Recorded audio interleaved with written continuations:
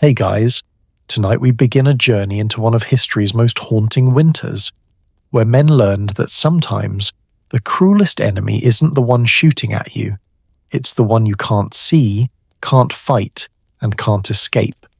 They called it the frozen meat medal, and the soldiers who wore it, they earned it by surviving 60 days in a hell made of ice, or by losing a piece of themselves to the cold.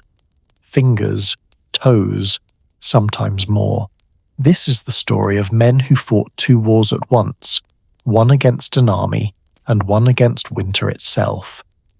Now, before we step into that frozen world together, I'd love it if you could do something for me. If you're enjoying this journey into history's quiet corners, hit that subscribe button. Give this video a like if it speaks to you. And hey, I'm genuinely curious. Where are you watching from right now? Your bedroom? A quiet corner somewhere? Drop a comment and let me know what time it is where you are. I love imagining all of us, scattered across the world, listening to the same story at different hours. All right, dim those lights if you can. Maybe turn on a fan for that gentle white noise. Get comfortable. Let's walk together through the snow. Picture this. It's May 1942. Spring has finally arrived on the Eastern Front. The ice is melting. The bodies are beginning to thaw. And in Berlin, Adolf Hitler signs an order creating a new military decoration, the Winter Battle in the East Medal. Officially, it's called the Ostmedaille, but the soldiers, they have their own name for it. Gefrierfleischorden, the Frozen Meat Medal, the Order of the Frozen Flesh.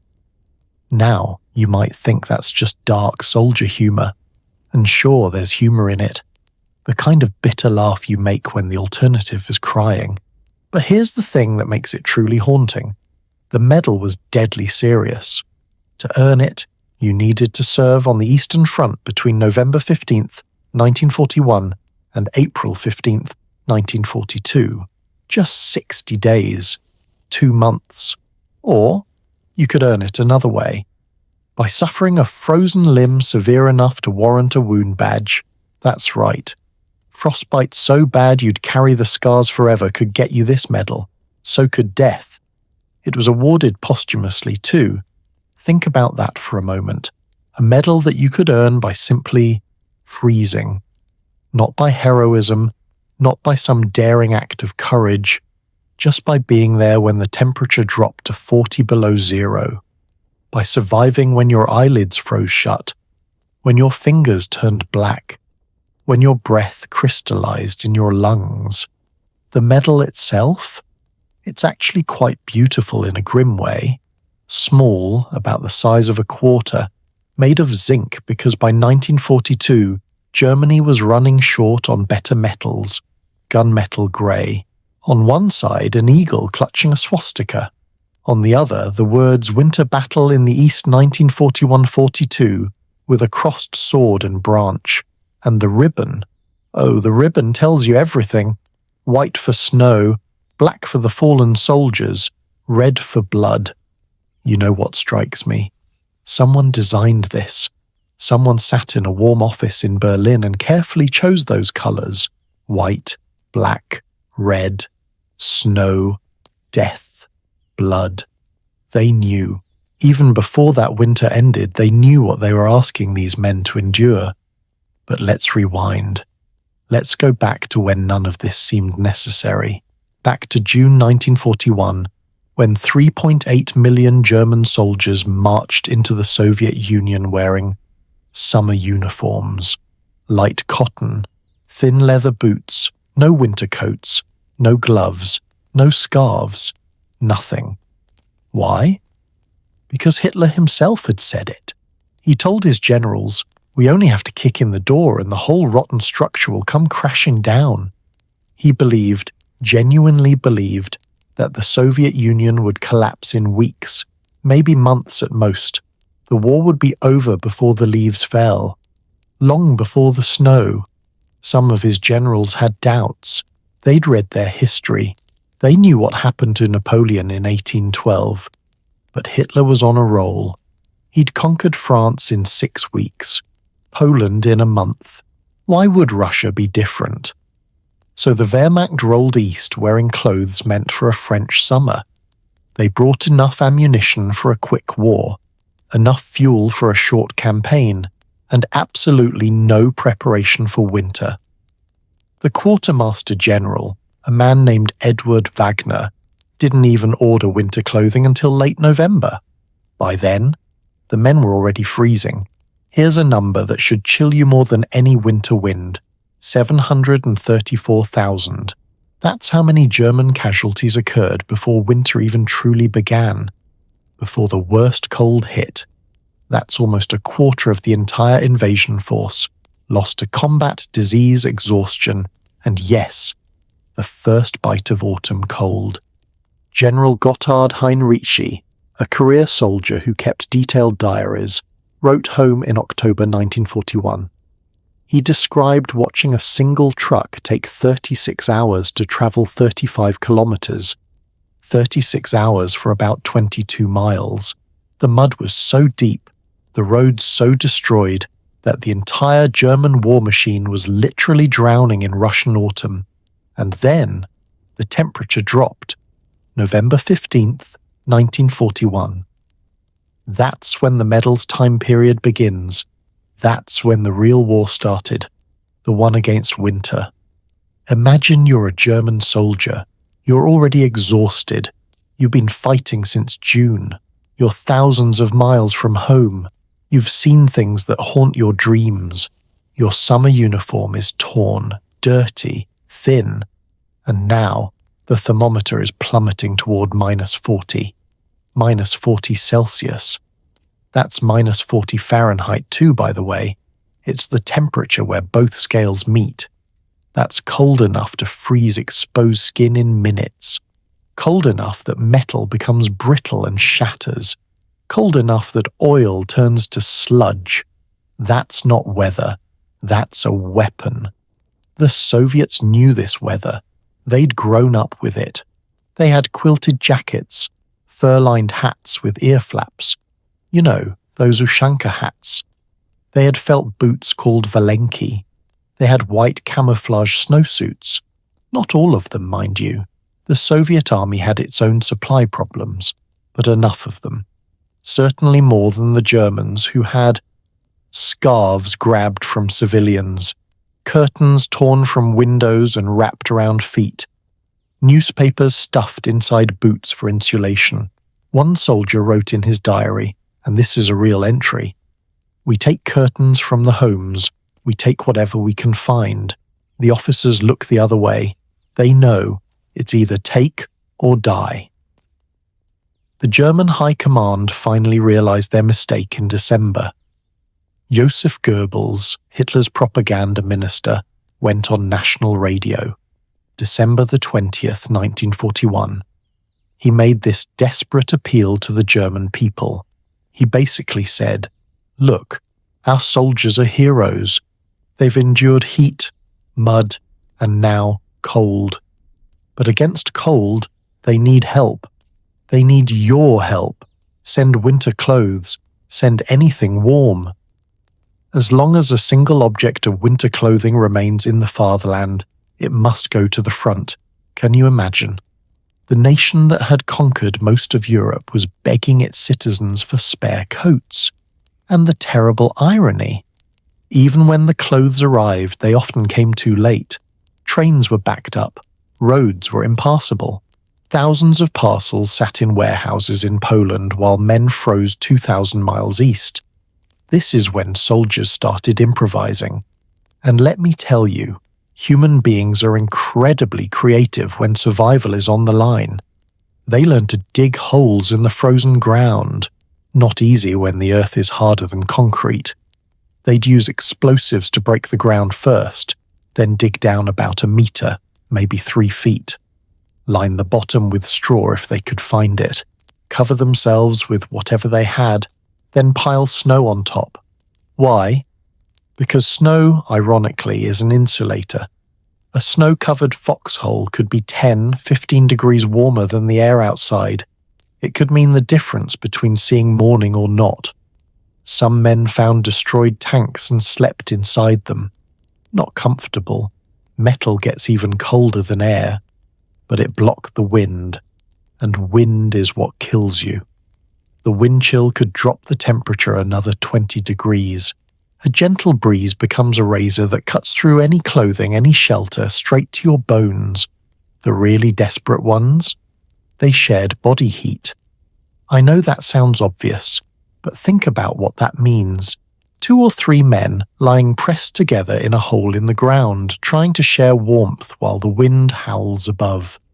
One soldier from the 6th Army wrote, "We sleep sitting up, our rifles in our hands, snow covering our helmets. When we wake, if we wake, we check if the man beside us is still breathing. Sometimes he's not. Sometimes his face is blue. Sometimes he's stiff as a board, frozen in the position he fell asleep in. That's not a figure of speech. People actually froze in position. There are accounts of sentries found standing at their posts, rifles in hand, completely frozen. Dead on their feet, literally. And here's something that still gives me chills when I think about it. The medical term German doctors used, Kälteschlaf, cold sleep. It sounds almost peaceful, doesn't it? Like something from a fairy tale, but it's not. It's the medical term for what happens when your body temperature drops so low that you start to hallucinate. You feel warm, you feel peaceful, you want to sleep, and if you do, you don't wake up.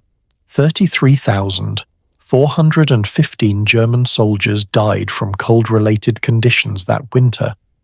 66,571 became permanent casualties, amputations, permanent nerve damage, chronic frostbite. 134,987 suffered frostbite severe enough to require medical treatment. Those aren't just numbers, those are individuals, each one with a name, a family, a life they'd never fully get back to. The frozen meat medal became a symbol of survival, yes, but also of hubris, of what happens when you believe your own propaganda, when you think you're invincible, when you forget that nature doesn't care about your plans, your ideology, your certainty that you'll win. Winter doesn't negotiate, it doesn't retreat, it just is. And the men who earned that medal, many of them never talked about it.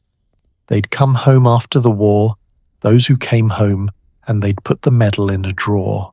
They wouldn't display it, because it reminded them of something they wanted to forget. The sound of wind that never stopped. The sight of friends who went to sleep and never woke. The moment they realized that maybe, just maybe, they'd been sent to fight a war that couldn't be won. But before we get to all of that, before we talk about the survival tactics, the medical horrors, the letters home that would break your heart, we need to understand how they got there. Because every soldier who earned that frozen meat medal started their journey the same way, with a dream of quick victory, a dream that summer would last forever, a dream that they'd be home before the snow fell. So let's go back to the beginning, back to June, when the sun was hot and the grass was green and 3 million men marched east, absolutely certain they'd be home for Christmas. Let's talk about Operation Barbarossa, the largest invasion in human history and the summer dream that became a winter nightmare. June 22nd, 1941. 4 in the morning. Along an 1,800-mile front stretching from the Baltic Sea to the Black Sea, 3.8 million men wait in the darkness. German soldiers, Finnish troops in the north, Romanian forces in the south. The largest invasion force in human history, coiled like a spring, ready to launch eastward into the Soviet Union. And you know what's remarkable? Most of them genuinely believed they'd be home by Christmas. There's this letter. I want to share it with you because it captures something so achingly human about that moment. It was written by a young German soldier named Karl Fuchs. He was 21 years old, part of the 7th Panzer Division. Smart guy, loved music, loved learning. Before the war, he'd been training to be a village school teacher, and on the eve of Operation Barbarossa, he wrote to his father. He was excited, that's the word, excited, like he was about to embark on some grand adventure. He wrote about his duty to the fatherland, about how proud he was to finally see real action after months of waiting. There's this almost boyish enthusiasm in his words. Can you imagine? 21 years old, about to invade the largest country on earth, and he's worried he might miss out on the glory. We'll come back to Karl later. His story doesn't end well. But in June 1941, he was full of hope, just like thousands of others. At 4:15 that morning, the silence shattered. Along that entire front, German artillery opened up, thousands of guns firing simultaneously. The sound, soldiers would later describe it as something beyond noise, more like a physical force that pressed against your chest. The ground trembled, the sky lit up orange and red, and then the planes came. Over the roar of artillery you could hear the Luftwaffe, wave after wave of German aircraft heading east, targeting Soviet airfields. Here's something that still seems almost unbelievable. In the first day, just the first day, the Luftwaffe destroyed over 1,800 Soviet aircraft. Most of them never even left the ground. They were lined up on their airfields, perfectly spaced, easy targets. Why? Because Stalin, in his paranoia, had purged so many competent Soviet officers that the ones left were terrified to make decisions. Better to follow regulations perfectly and die than to show initiative and be shot as a traitor. By the end of the first week, the Germans had achieved air superiority. The Soviet Air Force, once one of the largest in the world, was effectively gone, and on the ground? The story was even more dramatic. Have you ever heard the term encirclement? It's a military tactic where you surround enemy forces, cut them off from supply and retreat, and then, well, they either surrender or die. The Germans had perfected it in Poland and France, but in Russia, they took it to a whole new level. The strategy was called Kesselschlacht, cauldron battle. Fast-moving panzer divisions would punch through Soviet lines, then curve around behind massive formations of enemy troops. The slower-moving infantry would follow, sealing the pocket. And inside that pocket, sometimes hundreds of thousands of Soviet soldiers trapped. The first major encirclement happened at Minsk just 2 weeks into the invasion. June's not even over yet, and the Germans have surrounded roughly 300,000 Soviet troops. By July, there's another pocket at Smolensk, another 300,000 trapped. By September, the Kiev pocket, 600,000 Soviet soldiers encircled. Think about that number for a second. 600,000. That's more than the entire population of some countries, all trapped in a single battle. The scale of this war was something the world had never seen, and the German soldiers, they were winning. They were actually winning. Every prediction Hitler had made seemed to be coming true. The Soviet Union looked like it was collapsing, just like he'd said, just like the door he'd promised to kick in. General Franz Halder, who was chief of the German General Staff, wrote in his diary in early July, "It is probably no overstatement to say that the Russian campaign has been won in the space of 2 weeks. 2 weeks. He genuinely believed the war was basically over. Just a matter of mopping up now.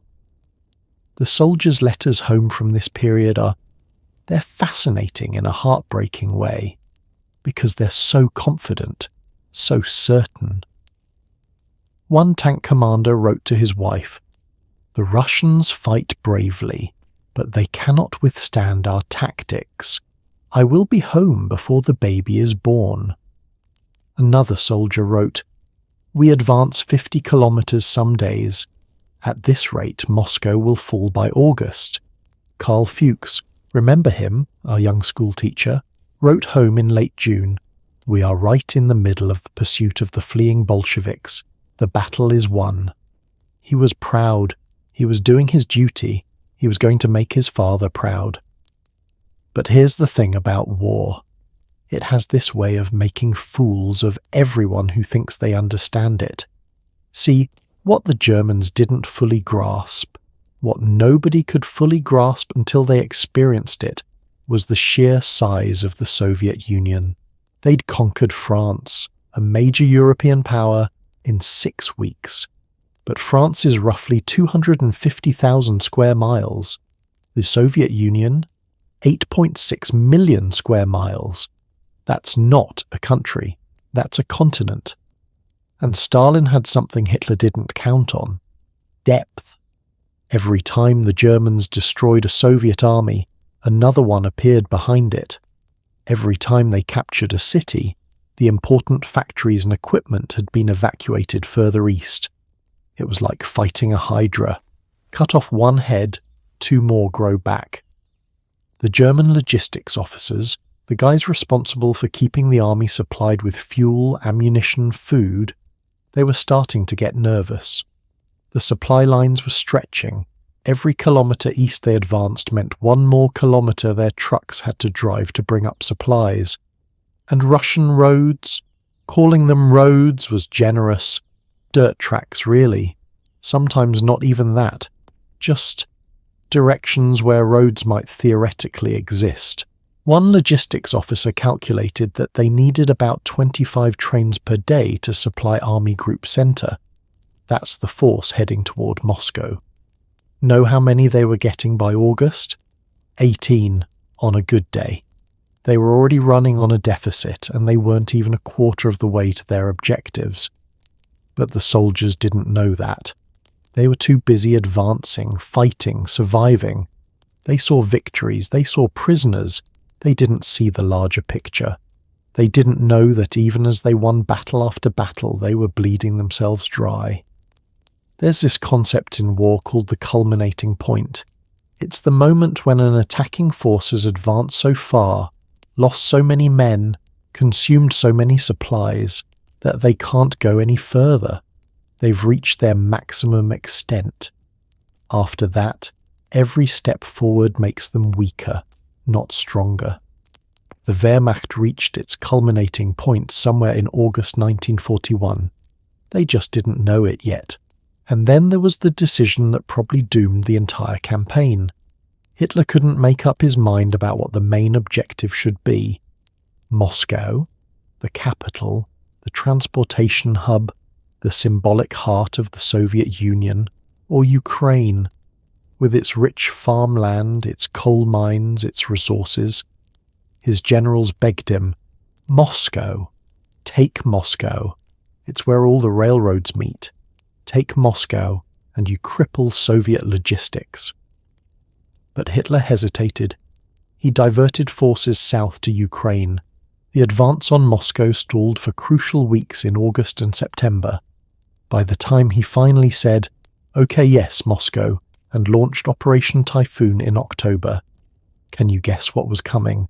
The rains.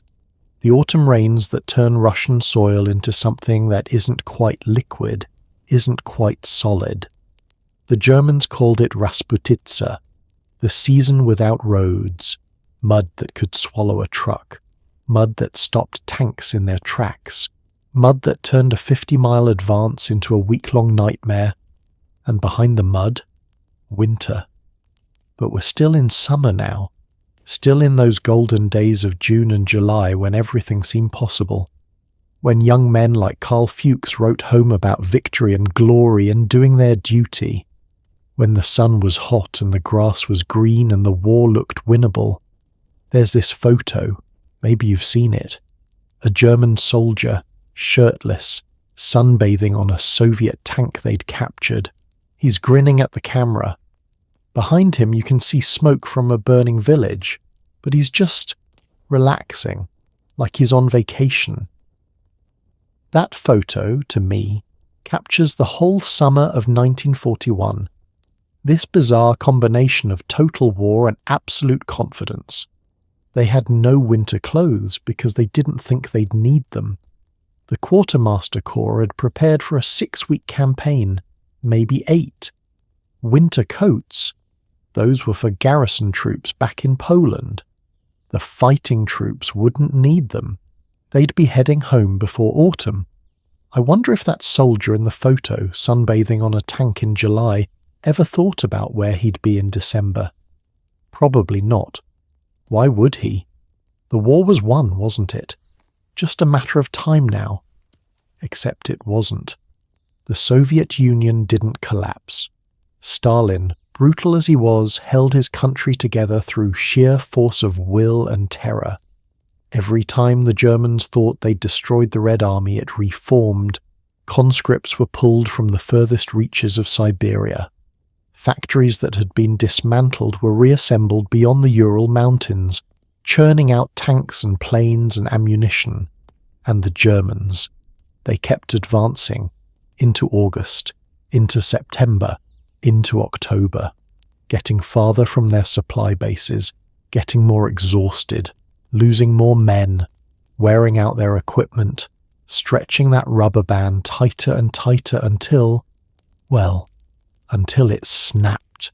There's this report from November 1941. Edward Wagner, the Quartermaster General, the man responsible for supplying the entire Eastern Front, he sent a report to Berlin. One line from it has stuck with me. He wrote, "We're at the end of our resources in both personnel and material. We are at the end of our strength." November. Before winter really hit. They were already finished. They just didn't know it yet. And Karl Fuchs, our optimistic young school teacher who was so excited to serve his country, he died on November 21st, 1941, near a town called Klin, north of Moscow. He never saw his daughter. His wife was pregnant when he left for Russia. Baby was born while he was fighting. He wrote her letters asking if it was a boy or girl, describing how proud he was, how he couldn't wait to hold his child. Those letters kept coming even after he died, because the mail was so backed up. His wife received letters from a dead man for weeks. His company commander wrote to Karl's widow, "Your husband gave his life so that our fatherland may live." That's what they told her. But you know what really killed him? Overextension, logistics failure, hubris. The belief that they could conquer the largest country in the world in a single summer. That summer dream died hard, even as the temperatures dropped, even as the first snow began to fall in October. There were soldiers who still believed, who thought maybe, just maybe, one more push would do it, one more battle, one more week. But nature doesn't negotiate, and winter was coming. Not the metaphorical winter from stories and poems, the real winter, the kind that freezes oil in tanks, the kind that makes rifle bolts too cold to touch with bare hands, the kind that would kill more German soldiers than Soviet bullets ever could. The leaves were turning, the temperature was dropping, and 3 million men were about to discover that the real war hadn't even started yet. What came before was just the opening act. Now, the main event was about to begin. A battle not against an army, but against the land itself, against the cold that knows no mercy, against a winter that would rewrite their understanding of what human beings can endure. And very soon, those summer uniforms they were still wearing would become their death sentences. October in Russia doesn't ask permission. It just arrives. And when it does, it brings with it something the Germans had read about in their history books, but never truly understood. Something that destroyed Napoleon's Grande Armée in 1812. Something with an almost poetic Russian name that sounds beautiful until you experience it. Rasputitsa, the season without roads. Now, I need you to understand something about mud, because when I say mud, You're probably picturing, I don't know, a muddy field after rain. Maybe that sloppy stuff in your backyard when it storms. But Rasputitsa isn't mud like you know mud. It's not even really mud in the traditional sense. It's something else entirely. Imagine soil that's part clay, part silt, mixed with decomposing organic matter from centuries of vegetation. When the autumn rains come, and they come heavy in western Russia, this soil doesn't just get wet, it liquefies. It becomes this thick, sucking substance that's somewhere between liquid and solid. A weird, porridge-like consistency that can support nothing heavier than a man on foot, and even then, barely. German trucks would sink up to their axles. Tanks, these massive machines designed to cross trenches and crush obstacles, would bog down completely, their treads spinning uselessly. Horses, which the Wehrmacht relied on more than most people realize, would struggle forward a few steps, then stop, exhausted, unable to pull their loads through this clinging muck. General Gotthard Heinrici, remember him? Career soldier, keeping those detailed diaries. On October 23, 1941, he wrote a letter to his family, and I want to read you this because it captures the frustration perfectly. For example, the truck took 36 hours to cover 35 kilometers. Everyone was thrilled that it made it at all. Most of the columns are stuck in impassable mud, in the swamp, in the rutted roads with shell holes that are 1/2 meter deep and filled with water. The trucks, which were already barely moving, now have broken down completely. It is impossible to get spare parts. 36 hours for 22 miles. Let that sink in. You could walk that distance faster. And these were the supply trucks, carrying ammunition, food, fuel, medical supplies, everything the army needed to keep fighting. Everything was stuck. A different soldier, Corporal Hans Roth, who kept a remarkably honest diary throughout the campaign, described watching a supply convoy try to deliver food to his unit. The trucks made it halfway, then stopped, mired in mud so deep the drivers abandoned them. The food sat there, just 3 miles from starving soldiers, completely unreachable. Eventually, soldiers walked out to the trucks, loaded whatever they could carry on their backs, and slogged back through the mud. It took all day to recover supplies that should have been a 20-minute drive. But here's what makes it worse. The Rasputitsa wasn't the real problem. It was a preview, a warning shot. Because while the men were struggling through mud, the temperature was dropping. Slowly at first, then faster, and nobody was ready. See, the Wehrmacht had this regulation. Standard issue for infantry was 1 uniform. 1. You got a wool tunic, wool trousers, a greatcoat, which was really just a heavier coat, not a winter coat, and leather boots. Boots that were designed for European warfare. France, Belgium, Poland. Not for Russia. The boots were the first thing to fail. Have you ever worn leather shoes in the rain? They get wet, right? They stay wet. They take forever to dry. Now imagine those shoes are boots. And imagine instead of rain, you're walking through mud and slush and eventually snow, day after day, week after week, and you have no opportunity to dry them. No heat source, no spare boots to change into. The leather would become saturated. It would freeze at night, because temperatures were already dropping below freezing by late October. Then thaw during the day. Freeze, thaw, freeze, thaw. The leather would crack, split, fall apart, and the men's feet, constantly wet, constantly cold. Trench foot was epidemic even before winter arrived. Soldiers' skin would turn white and wrinkled, then red and swollen, then black as tissue dyed. Some men lost toes in November. November, before the real winter even started. One soldier wrote home, and they censored this from official mail, but it survived in a private diary. My boots fell apart today. literally disintegrated around my feet. I took boots from a dead Russian. I feel like a thief, but I also feel warm for the first time in weeks. The German High Command finally realized they had a crisis, but by then it was too late to fix it properly. They sent an order in November. The army needed 200,000 winter coats immediately. Know how many they managed to produce and deliver before winter? 20,000. 10%. 1 in 10 soldiers might get a winter coat. Maybe, if logistics worked, which they didn't.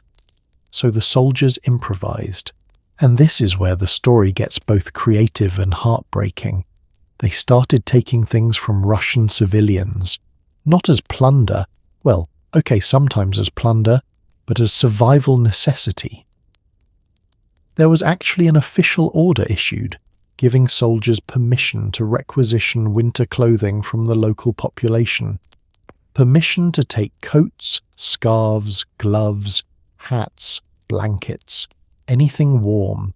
One soldier's diary entry from November, and I find this detail haunting. He wrote, "We take the curtains from the windows.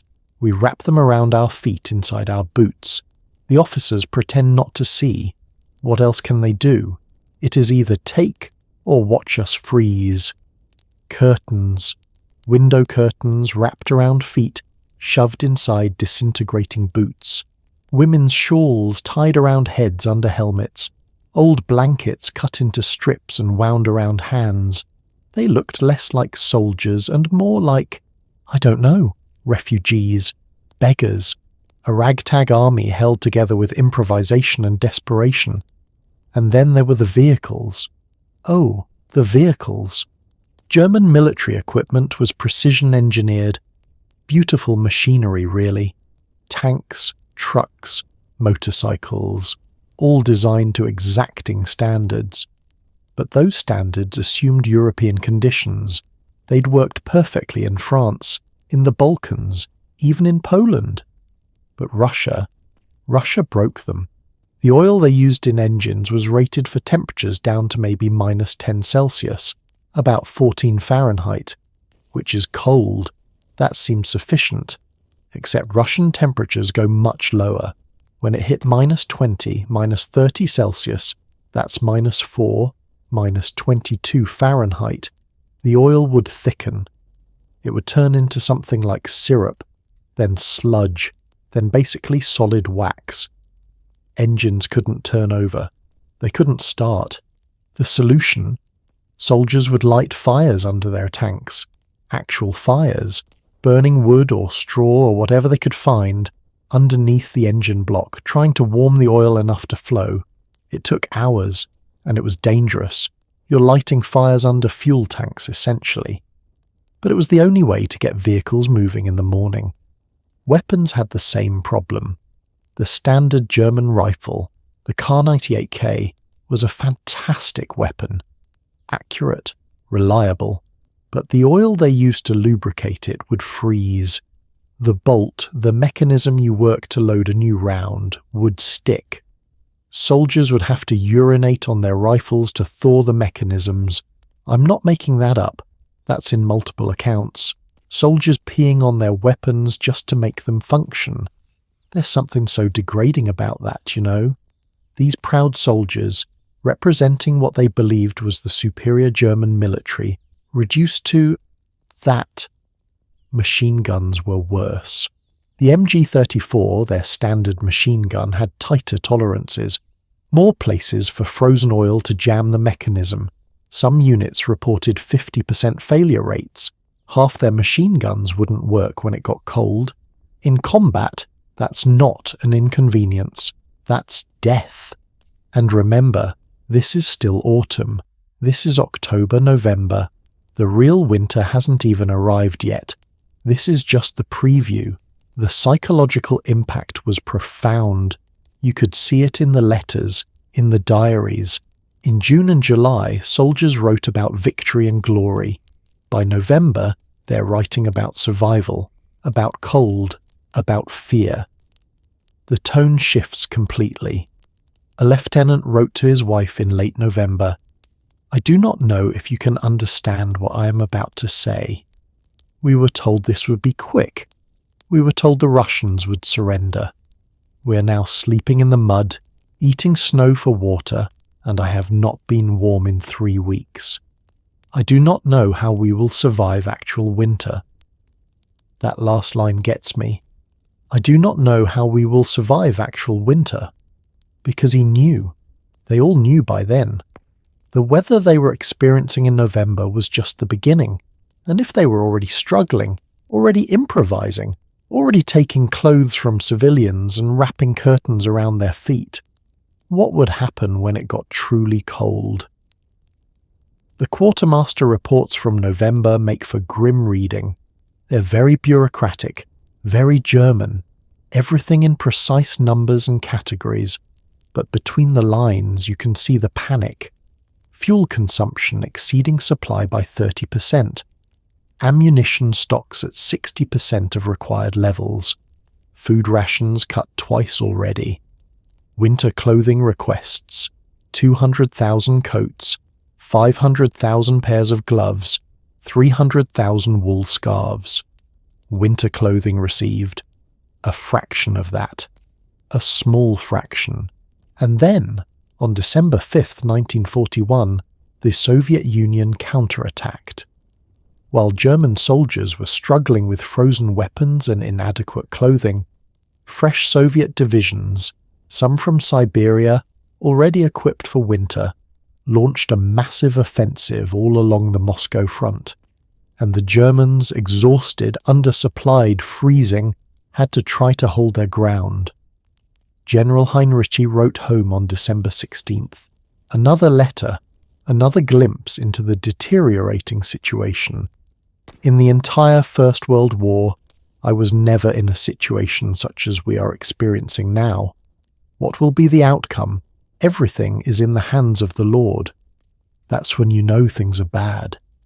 When a professional soldier, a veteran of World War I, says he's never experienced anything like this, when he's reduced to hoping for divine intervention. December 20th, 1941. Joseph Goebbels, Hitler's propaganda minister, goes on German national radio. He gives this speech that's part pep talk, part guilt trip, part desperate plea. He talks about the heroism of German soldiers. He contrasts their suffering with the comfort of people at home. And then he makes his appeal. Against heat, the front could hardly protect itself. Against cold, only the entire homeland can help our front. As long as a single object of winter clothing remains in the fatherland, it must go to the front. People responded. They sent packages, coats, socks, scarves, gloves, even wedding rings, melted down for metal, but it was too little, too late. And even what was sent often didn't arrive. The supply system was collapsing, trains were delayed, warehouses were full of packages that would never be delivered. Some soldiers received winter clothes in March, when winter was ending. Others never received anything at all. By late December, some units were reporting that they had more men in field hospitals with cold injuries than with combat wounds. Think about that. More casualties from weather than from the enemy. You're in a war zone, being shot at, and the temperature is more dangerous than the bullets. There's a report from a medical officer, I wish I could remember his name, who wrote about seeing soldiers with their feet frozen solid inside their boots. Not frostbitten, frozen solid, like blocks of ice. They'd been on sentry duty overnight, afraid to move, afraid to make noise that might attract Soviet attention. By morning, they couldn't walk, couldn't even remove their boots without surgical intervention. Some lost their feet entirely, and still the temperature kept dropping. November's cold gave way to December's brutal freeze. December would give way to January, which was worse. The autumn mud that had stopped their advance hardened into frozen ruts that destroyed suspension systems and broke axles. The early cold that made life uncomfortable became deep winter that made life nearly impossible. But even in this darkening story, there's something almost admirable about human adaptability. Not noble exactly, not heroic, just human. Faced with conditions they couldn't change, these soldiers found ways to survive. They learned. They shared knowledge. The veterans who'd experienced one cold night taught the newcomers tricks. Sleep in groups. Keep moving your toes inside your boots. Never sit directly on frozen ground. Eat snow for water, but melt it in your mouth first. Swallowing frozen snow will drop your core temperature. These little lessons passed from soldier to soldier probably saved thousands of lives, which is ironic, right? They were there to kill each other, German and Soviet forces locked in total war. But the real enemy, the one that killed more than bullets, was the cold. And against the cold, every man had to become his own survival expert. The nights were the worst. When the sun set, and in December, that's early, around 4 in the afternoon, the temperature would plummet another 10-15 degrees. You'd dig whatever shelter you could manage, huddle with whoever was near you, and wait for dawn, hoping you'd wake up, hoping the man next to you would wake up. Some nights, not everyone did. And morning would come, grey and cold, and you'd have to do it all over again. Face another day of inadequate rations, malfunctioning equipment, and temperatures that were becoming genuinely life-threatening.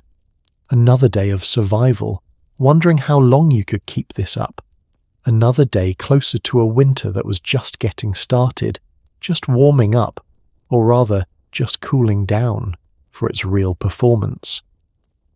The first bite had drawn blood. Now came the time when these men would learn what true cold meant, when they'd have to find ways to sleep in conditions no human should have to endure. When darkness fell, and I mean truly fell like a heavy curtain dropping, the question every soldier had to answer was simple. Where do I sleep?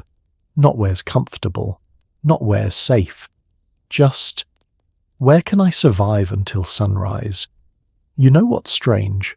Most of us, when we think about sleeping, we think about beds, blankets, pillows, maybe camping if we're feeling adventurous. But for hundreds of thousands of men in that Russian winter, sleep became something else entirely. It became a tactical problem, a survival puzzle, and sometimes it became a death sentence. Let me tell you about a man named Guy Sayer. He wrote a memoir after the war called The Forgotten Soldier, and if you've never read it, I both recommend it and warn you about it. It's raw, honest in ways that make you uncomfortable. Guy was actually French, but he joined the Wehrmacht. Long story, complicated identity issues, and he ended up on the Eastern Front with the Grossdeutschland division. There's this one passage in his book that I can't get out of my head. He's describing a night in early 1943, but the situation was identical to what soldiers faced in that first winter. His unit was retreating. They'd been marching for days. Everyone was exhausted, freezing, desperate for sleep. But there was no shelter, no buildings, no bunkers, just open steppe and snow and wind that cut through every layer they had. They came across a dead horse, Soviet cavalry horse, killed in some earlier skirmish, frozen solid in the snow. And Guy Sayer, this young man who months earlier had been living a relatively normal life, he and another soldier used their bayonets to cut open the horse's frozen belly. They hollowed out the inside, and then they crawled in, slept inside the carcass of a dead horse because it was the only thing that blocked the wind. He wrote, "The stench was terrible, but the wind stopped, and that was worth more than dignity." Can you imagine that moment, that calculation? Your humanity, your sense of civilization, everything you thought you were, versus 8 hours of sleep that might keep you alive. Most people reading this have never faced that choice. I hope you never do. But for thousands of men in Russia that winter, choices like that were daily occurrences. But let's back up. Let's talk about the more normal ways soldiers tried to sleep. And I use normal very loosely here. The standard method was the foxhole. Now you've probably heard that term. Maybe you've seen movies where soldiers dig quick little holes to hide in during battles, but those are fighting positions, shallow, temporary. What I'm talking about are survival foxholes, purpose-built sleeping shelters that men would spend hours creating because they knew their lives depended on it. Here's how you'd do it. First, you need to break the ground. And remember, by December, the ground isn't ground anymore. It's essentially concrete, frozen solid to depths of several feet. You can't just dig with a shovel. Some soldiers would use explosives, small charges to break up the frozen earth. Others would spend hours chipping away with picks and axes. Imagine being exhausted, starving, fingers numb with cold, and you have to swing a pickaxe 100 times just to make a hole big enough to lie down in. Once you've broken through the frozen surface, you dig down, about 1 meter deep, roughly 3 feet. Why that depth? Because you want to get below the frost line if possible, but more importantly, you want walls around you to block the wind. Wind is what kills you. Still air at -30 Celsius is survivable. Moving air at the same temperature, that'll kill you in hours. The shape matters too. You don't dig straight down. You dig at an angle, creating a sort of L shape if you can. The entrance lower than the sleeping area. Why? Because cold air sinks. You want the coldest air pooling at the entrance, not where you're sleeping. Little tricks like this, learned the hard way, shared soldier to soldier. These are what kept men alive. Now, once you have your hole, you need insulation. Straw was gold, literally worth more than gold for soldiers in the field. A handful of straw at the bottom of your foxhole could be the difference between waking up and not waking up. It creates a barrier between you and the frozen ground. Direct contact with frozen earth will suck the heat right out of your body. But straw traps air. Air is an insulator. Body heat warms the trapped air, and that creates a tiny microclimate that might keep you alive. No straw? Pine branches work. Leaves if you can find them, though by December most leaves were long gone. Some soldiers would use pieces of their own uniforms, tearing strips of cloth to create a makeshift mattress. One soldier wrote about sleeping on his backpack, his helmet, even his rifle, anything to create distance between his body and the ground. Then comes the next problem, covering yourself. You have whatever blanket you were issued, if it hasn't been lost or stolen, maybe a greatcoat, maybe scraps of fabric you've scavenged. And here's where it gets creative. Soldiers discovered that snow is actually an insulator. Counterintuitive, right? Snow is cold. How can it keep you warm? But think about how an igloo works. Snow traps air. It creates a barrier against wind. So soldiers would pile snow over their foxholes. Not too much. You don't want to collapse the hole or suffocate. But a layer of snow, maybe 6 inches thick, could raise the temperature inside the hole by 10-15 degrees. That might sound like nothing, but when we're talking about -40 outside, 15 degrees warmer means you might survive instead of freeze. There's this incredibly detailed report from a German winter warfare manual that was published in 1942. After they learned these lessons the hard way, it describes the ideal foxhole with mathematical precision. Dimensions, angles, snowpacking techniques. Reading it is surreal because you can feel the desperation behind every specification. These aren't academic exercises. These are survival instructions written in blood and frostbite. But here's the thing about sleeping alone in a foxhole. You probably won't survive the coldest nights. Your body can only generate so much heat. And in -30, -40 temperatures, alone, you're fighting a losing battle. Your body temperature will drop slowly through the night. You'll slip into hypothermia without even realizing it. You'll fall into that cold sleep we talked about earlier, and you won't wake up. So soldiers learn to buddy up. 2 men to a foxhole, sometimes 3. And this is where it gets both tactical and deeply human, because sharing body heat isn't comfortable, it's not pleasant, it requires being physically pressed against another person for hours in a cramped frozen hole in the ground. There's a diary entry from a soldier in the 6th Army. His name was Wilhelm Hoffmann, and his diary survived the war even though he didn't. He wrote in December 1941, "We sleep sitting up, 2 men back to back, so we can keep watch in turns. Our rifles are in our hands even when we sleep. The snow falls on our helmets, on our shoulders. By morning we look like snowmen. When I woke today, I checked if Hans was breathing. He was. Yesterday, the man in the next foxhole wasn't." That last line. Yesterday, the man in the next foxhole wasn't. How do you process that? How do you go to sleep the next night knowing that sleep itself might be fatal? But you have to, because exhaustion will kill you too. You can't stay awake forever, so you sleep, and you hope, and you trust that your body and your buddy will get you through to dawn. The Soviet soldiers, by the way, had observed German positions and noticed something. When it got truly cold, when temperatures dropped into the deepest ranges, smoke would stop coming from German positions, not because they weren't there, but because they couldn't risk lighting fires. Fires attract attention, invite attacks, so they'd huddle in their holes trying to survive on body heat alone. Soviet reconnaissance reports from December 1941 specifically mention this. Enemy positions show reduced activity and no fires. Assess troops suffering severe cold casualties. Recommend increased night raids. Think about that strategic calculation.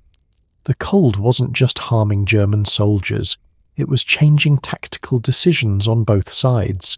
The Soviets knew their enemy was vulnerable, was literally freezing, and they used that knowledge. Some men tried to sleep in vehicles, tanks, armoured cars, trucks, anything with metal walls. Seems logical, right? Shelter from wind and snow. But here's what they learned fast. Metal is the worst insulator imaginable. Metal in freezing temperatures becomes a heat sink. It actively pulls warmth from your body. Soldiers who tried to sleep in tanks without running the engine, and they couldn't run engines all night, fuel was too precious. They'd wake up with exposed skin frozen to the metal, literally frozen to it. Lips stuck to metal canteens, hands stuck to gun barrels.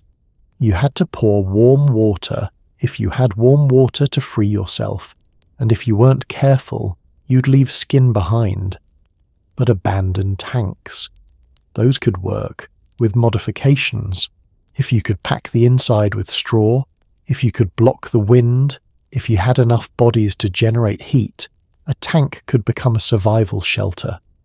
There are accounts of entire crews sleeping inside disabled tanks, all huddled together just to make it through the night. And then there were the truly desperate solutions, the ones that didn't make it into official reports, the ones soldiers would only mention in private letters or diaries. Some men would find Soviet bunkers or German positions that had been overrun. There'd be bodies, frozen solid, preserved by the cold, and living soldiers would, well, they'd pile the bodies around them, use corpses as windbreaks, as insulation. I know that sounds horrific. It is horrific. But in that moment, when you're faced with the choice between using a frozen body as shelter or dying yourself, apparently the choice becomes easier. One soldier, I won't use his name because the diary entry is too personal, too raw, he wrote about sleeping next to his dead friend. The friend had been killed that afternoon. The soldier couldn't bury him, couldn't do anything proper. So he arranged the body against the wall of their shared foxhole, covered it with snow, and slept beside it. He wrote, "I told him I was sorry. I told him tomorrow I would do better, but tonight I needed him to help me live." There's something achingly human about that, isn't there? This desire to explain, to apologize, even to the dead, to maintain some shred of humanity in circumstances that strip away everything human. Sentry duty was its own special hell, because someone had to stay awake. Someone had to watch for Soviet night raids, which were common, and if you were assigned sentry duty, you had to stand, or at least sit, exposed to the elements for hours.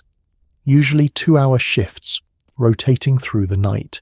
2 hours doesn't sound like much, but at -40, standing still, it might as well be forever.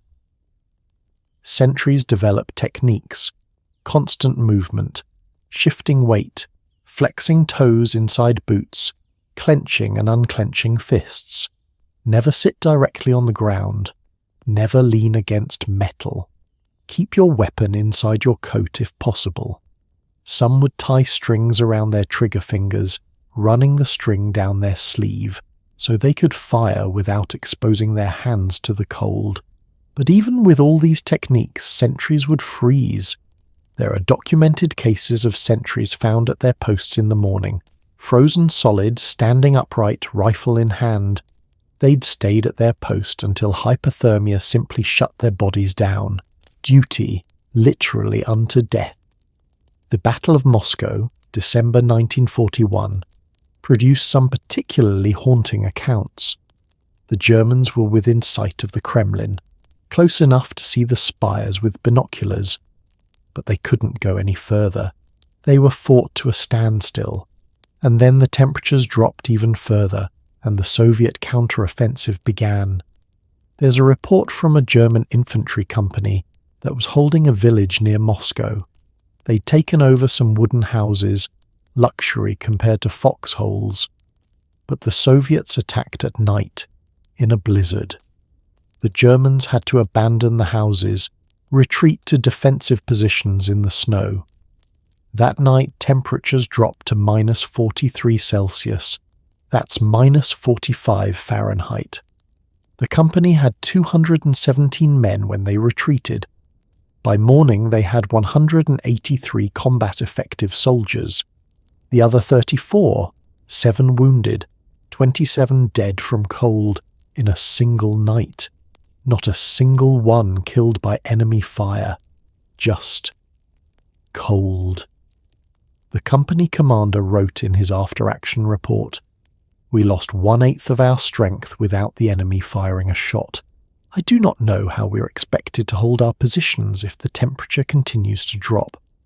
But they did hold, not through any particular brilliance or heroism, just through sheer stubborn refusal to die. Men would survive one night in a foxhole, then have to do it again the next night, and the next, and the next, week after week. Some men slept in the same hole for a month, gradually improving it, learning its quirks, knowing exactly where the wind would come from and how to block it. These holes became homes. Soldiers would give them names. Hotel Moscow, the Ice Palace, gallows humour, but humour nonetheless. They'd mark the entrances with small signs made from scrap metal or wood. Not for navigation, everyone knew where the positions were, but for, I don't know, identity, ownership, a way to claim some small piece of agency in a situation where they controlled almost nothing. And through it all, they had to sleep, had to close their eyes and trust that morning would come, trust that their bodies wouldn't fail, trust that the man beside them would wake up too. Sleep became this strange paradox, absolutely necessary for survival, but also potentially fatal. Every night was a gamble. You know what I think about sometimes? The dreams these men must have had. When you're that cold, that exhausted, that stressed, what do you dream about? Do you dream of home, of warmth, or do you just dream of sleep itself? of proper sleep in a proper bed. One soldier wrote that he dreamed of his childhood bed so vividly that waking up in a frozen foxhole made him cry. Not from fear, from disappointment. But morning would come. The sun would rise, weak and pale through the winter clouds, and if you survived, if you and your buddies all survived, you'd climb out of your hole and face another day of cold, another day of fighting, another day of wondering how long you could keep this up. Some men, though, never climbed out. They'd go to sleep in their positions and simply never wake. Their bodies gave out during the night, and come morning, their friends would find them, still curled in their sleeping positions, eyes closed, almost peaceful if you didn't look too close at the blue-tinged skin, the frost on their eyebrows. The rest of the unit would have to decide what to do. Bury them in frozen ground? With what tools? With what time? Or leave them, frozen in place, becoming part of the landscape? It's a terrible choice. Both options feel like betrayal, but war doesn't care about proper endings, and yet men kept finding ways to survive, kept sharing knowledge, kept adapting, kept pushing through one more night. The human capacity to endure is extraordinary. Not admirable, necessarily, not something to celebrate, just extraordinary. These men survived conditions that should have killed them, and they did it through improvisation, cooperation, and sheer bloody-minded refusal to give up. But surviving the night was only half the battle, because when dawn came, when you climbed out of your hole or your tank or whatever shelter you'd found, you still had to function, still had to fight if needed, still had to somehow find warmth for your body, thaw your frozen rations maybe, if you were lucky, get a moment near actual fire. And fire in that winter, fire became something almost sacred, a source not just of heat, but of hope. The question was how to create it, how to keep it alive, and how to keep it from killing you in the process. Fire. Such a simple thing. 4 letters, 1 syllable. But in that Russian winter, fire became everything. It was survival. It was comfort. It was hope. It was also danger, death, and sometimes a terrible choice between freezing and suffocating. Let me ask you something. Have you ever been truly cold? I mean genuinely dangerously cold. Not, I forgot my jacket cold. Not even my car broke down in winter cold. I mean cold where you'd do anything, burn anything, risk anything, just for 10 minutes of warmth. Most of us haven't. But for those men in Russia, that desperation was their daily reality. And here's the cruel irony. Having fire could kill you. Not having fire could also kill you. Welcome to the Eastern Front, where every decision is a gamble with death. Let's start with the most basic question. How do you make fire when everything, and I mean everything, is frozen? Your matches are damp. Your hands are too numb to strike them properly. Your tinder is either buried under snow or so wet it won't catch. The wood you find is frozen solid, covered in ice, and you need fire, not want, need. The German army issued something called a Esbit stove, a small folding metal stove that used solid fuel tablets. Brilliant little things, actually. Compact, reliable, designed for field use. Each soldier was supposed to carry one with fuel tablets. In theory, you could heat water, warm food, even create a small heat source. In practice. By December, most soldiers had run out of fuel tablets. The supply system couldn't keep up, so they got creative. And by creative, I mean they burned whatever they could find. Straw was the easiest. Russian villages used straw for roofing, for animal bedding, for insulation. Soldiers would pull straw from roofs, sometimes while families were still living in those houses, They'd stuff it into tin cans, light it, and huddle around the tiny flame. A handful of straw burns fast, maybe 2 minutes. But those 2 minutes of heat, they could save fingers from frostbite, could thaw frozen rations enough to eat, could give you just enough warmth to function. One soldier, his name was Benno Zisa, and he wrote a memoir called In Their Shallow Graves. He described the process. We became thieves of warmth. A piece of wood from a fence, straw from a roof. We took without asking because asking meant admitting what we'd become, and what we'd become was desperate. But straw runs out, wood gets scarce, especially in the open steppe where there are no forests, no trees, nothing but frozen grassland for miles. So soldiers turned to something they had in abundance: machinery, destroyed vehicles, abandoned tanks, disabled trucks. They were everywhere by December. The Wehrmacht's mechanical graveyard stretched across western Russia, and these machines, they contained oil, lubricating oil, engine oil, hydraulic fluid, all petroleum-based, all burnable. Here's how it worked. You drain oil from a wrecked vehicle, assuming it wasn't frozen solid, which it often was. You'd collect it in any container you could find. Helmets were popular. Then you'd pour it into a shallow tin. Ration cans worked well. Add some cloth as a wick and light it. The result? A small, smoky flame that burned hot. Really hot. Hot enough to thaw frozen hands, to heat water, to create a pocket of warmth in your foxhole or bunker. The downside? The smoke was toxic. Black, thick, chemical-smelling smoke that made your eyes burn and your throat roar. But beggars can't be choosers. There's a technical report. I found this in the German military archives, from a medical officer in January 1942. He wrote, "Respiratory complaints are epidemic. Men are inhaling smoke from burning petroleum products for hours daily. The long-term effects are unknown, but the immediate alternative is freezing to death, so they continue. Long-term effects unknown." Translation: we have no idea what this is doing to their lungs, but dying later is better than dying now. Some men got really inventive.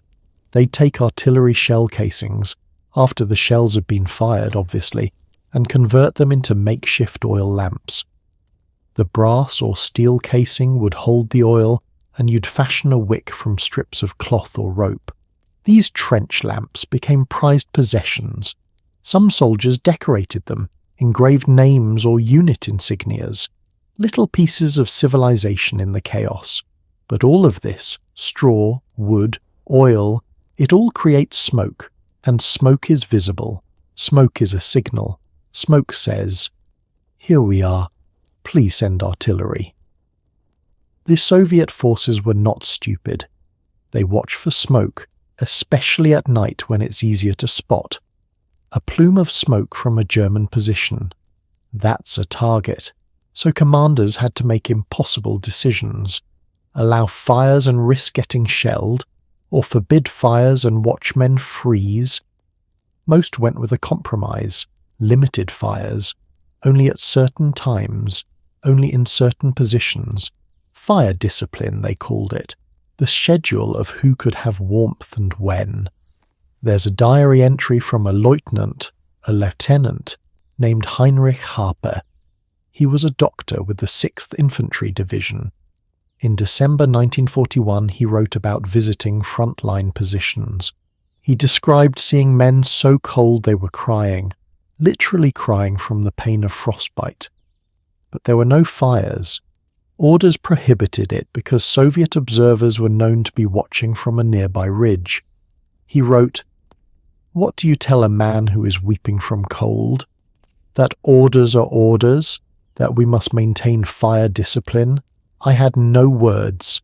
I could only move to the next position and see more suffering. Fire discipline, what a phrase. Making warmth a military regulation. Scheduling human comfort like ammunition supply." Now, Let's talk about the really dangerous situations. Enclosed spaces, bunkers, dugouts, inside vehicles. Because here's what they didn't fully understand at first. Fire needs oxygen, and fire produces carbon monoxide. In an enclosed space, fire can kill you faster than the cold. Carbon monoxide is odorless, colourless. You can't see it, can't smell it. It binds to hemoglobin in your blood more effectively than oxygen.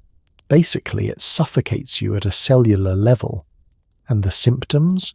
Headache, dizziness, confusion, drowsiness. In extreme cold, when everyone's already exhausted and disoriented, those symptoms are easy to miss. You just think you're tired. You lie down, you fall asleep, you don't wake up. The German army issued warnings about this by late December. Medical bulletins explaining the danger, instructions on proper ventilation. But in practice, when it's -40 outside and you found a sealed bunker, are you really going to leave gaps for ventilation? Are you going to let cold air in when you finally found warmth? People made bad choices. Understandable choices, but bad ones.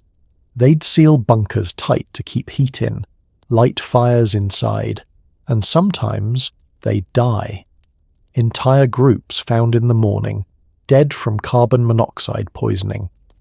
Sometimes with the fire still burning, the bunker still warm, they died comfortable at least, if that's any consolation. There's a particularly tragic incident from the 11th Panzer Division. A tank crew, 5 men, had abandoned their disabled tank and found a reinforced concrete bunker. Soviet construction, solid, weatherproof. They got a fire going inside, sealed the door and windows and settled in for the night. In the morning, a patrol found all 5 dead. The fire had consumed the oxygen, produced carbon monoxide, and the sealed space had become a tomb. The ironic part. The fire was still smouldering when they were found. The patrol leader wrote, "They looked peaceful, like they were sleeping, but they'd been dead for hours. We found them because smoke was seeping through cracks in the walls." After incidents like that, units started posting signs. Ventilate bunkers. Carbon monoxide kills. Some dark-humoured soldier even made a sign that said, "Don't let the fire do what the Russians couldn't." Gallows humour, but it drove the point home. But even knowing the risks, even with warnings, soldiers continued to seal spaces and light fires because the alternative, staying cold, was unbearable. It's one of those situations where both choices are bad, you just have to pick which way you prefer to die. Slowly from cold? Or potentially from suffocation? Most chose the risk of suffocation because at least you'd die warm. Let me tell you about something called a warming party.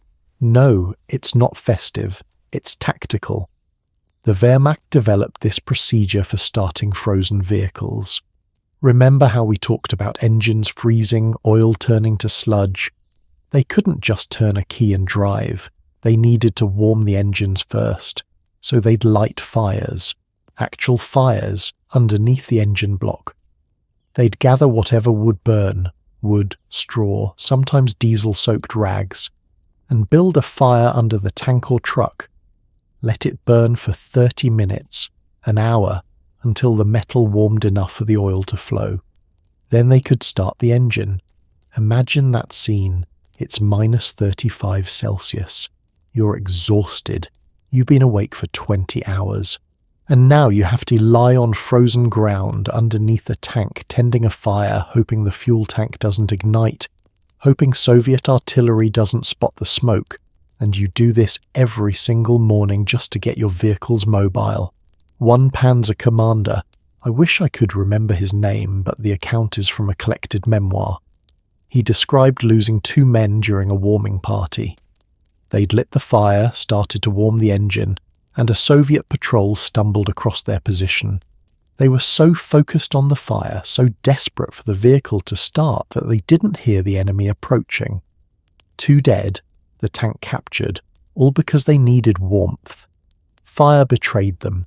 Fire that should have saved them made them targets instead. And here's something most people don't know. Not all fires came from flint and matches. Some came from friction. Soldiers discovered that if you rubbed certain metals together fast enough, you could create sparks.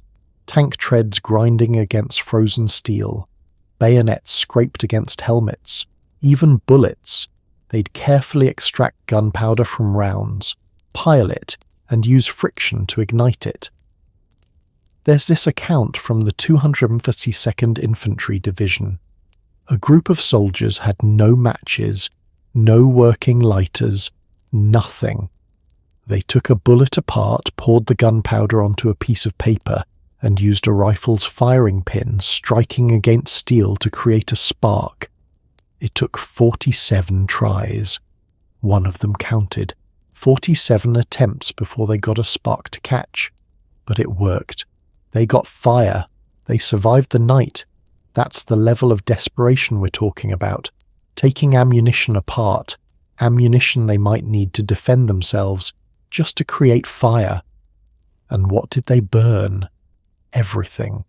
Personal items became fuel. Letters from home. Painful but paper burns. Photographs. Terrible to destroy, but they'll start a fire. Books, diaries, even playing cards. All potential fuel. One soldier wrote about burning his Bible. He was religious, felt guilty about it, but he also felt the cold. He wrote, "God will forgive me. I hope he understands." Think about that moral calculus. What's more sacred, a holy book or your life? Easy to answer in theory. Much harder when you're holding that book, remembering what it means to you, and you're so cold your fingers have gone numb. Official documents became fuel too.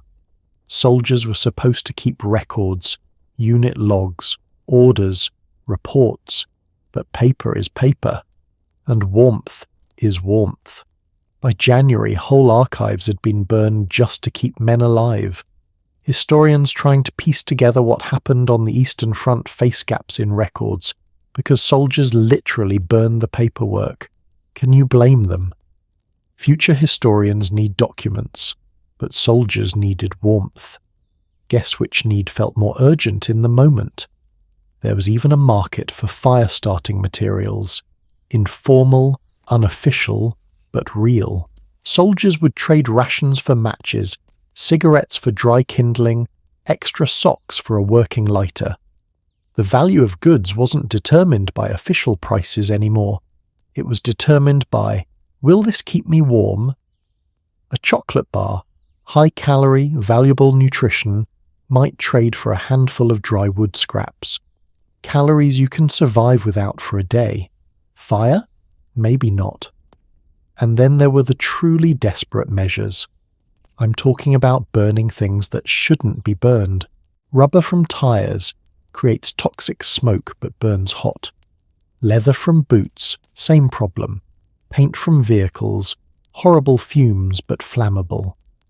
There's a medical report from February 1942 listing unusual chemical exposures among troops.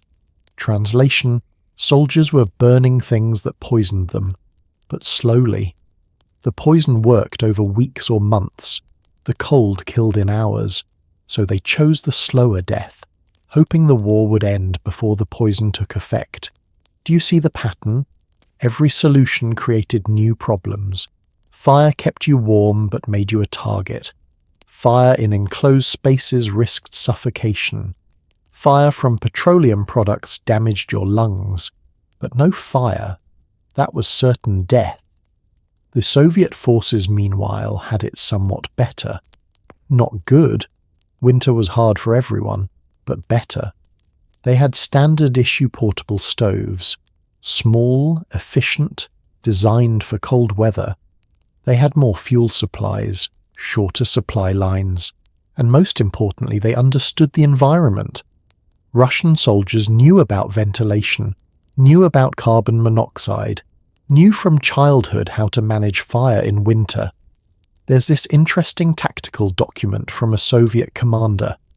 He noted that German positions could be identified at night by erratic fire patterns, fires appearing, disappearing, moving. Desperate men trying to stay warm while avoiding detection. Soviet positions had more consistent heating because they had better equipment and better training. That consistency, that preparation, was a military advantage. War isn't just about weapons and tactics. Sometimes it's about who can stay warm more efficiently. By January 1942, the German army had learned enough to publish field manuals on fire safety in winter conditions. Better late than never, I suppose.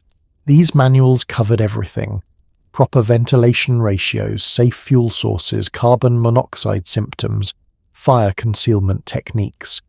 Reading them is fascinating because you can feel the desperation behind every instruction.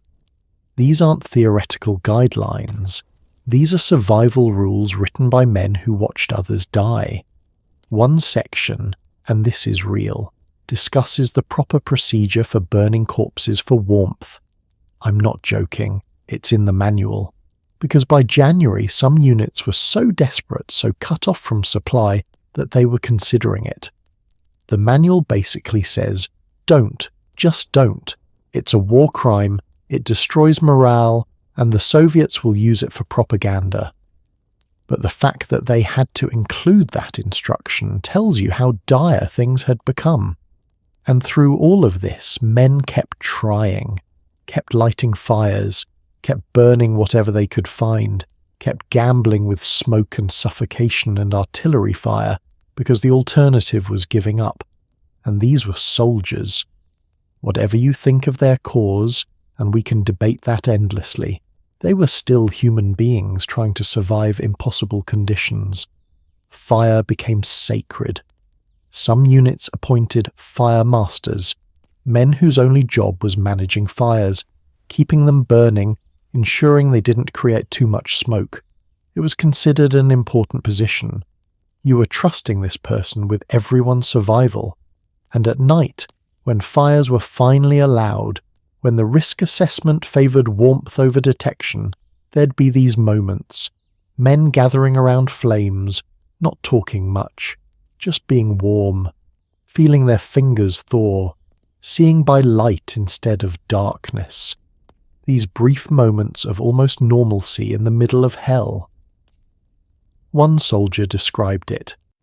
We sat around the fire like primitive men, like our ancestors must have thousands of years ago. The world disappeared. There was only the flame, the warmth, the circle of light. For a few minutes we weren't soldiers in a war. We were just cold men, grateful for fire. Beautiful thought, except that gratitude was often short-lived, because fire burns out, fuel runs out, and then you're back to cold, back to darkness, back to wondering how you'll survive the next night. And as those flames died down, as men returned to their frozen positions, they carried with them not just the memory of warmth, but something deeper, a growing understanding that this cold was changing them, breaking something inside that no fire could ever warm again. There's a moment, medical science has documented this, when your body starts to betray you. When cold isn't just discomfort anymore. It's rewriting your brain, changing how you think, how you perceive reality, how you understand danger. The Germans had a word for it. Of course they did. Germans have words for everything.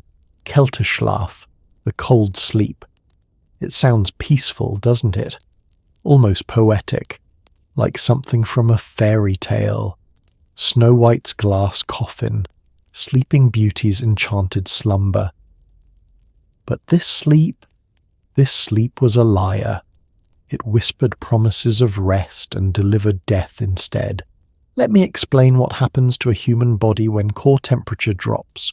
Not the medical textbook version, the real version, the one soldiers experienced.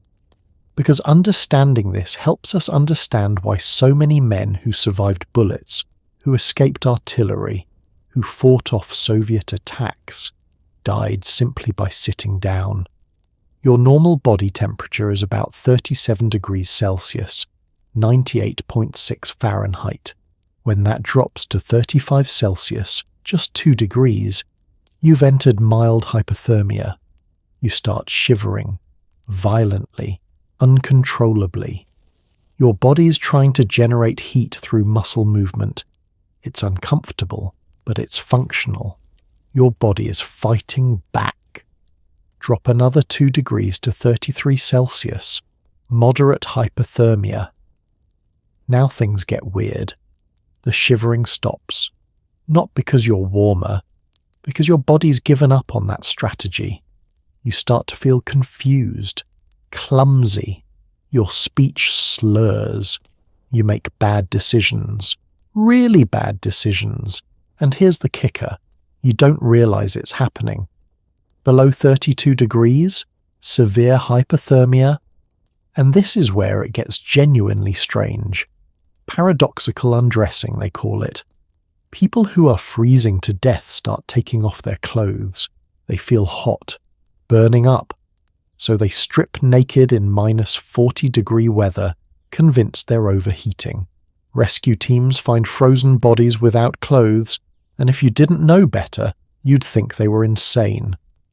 But their brain was malfunctioning, sending false signals, lying to them in their final moments.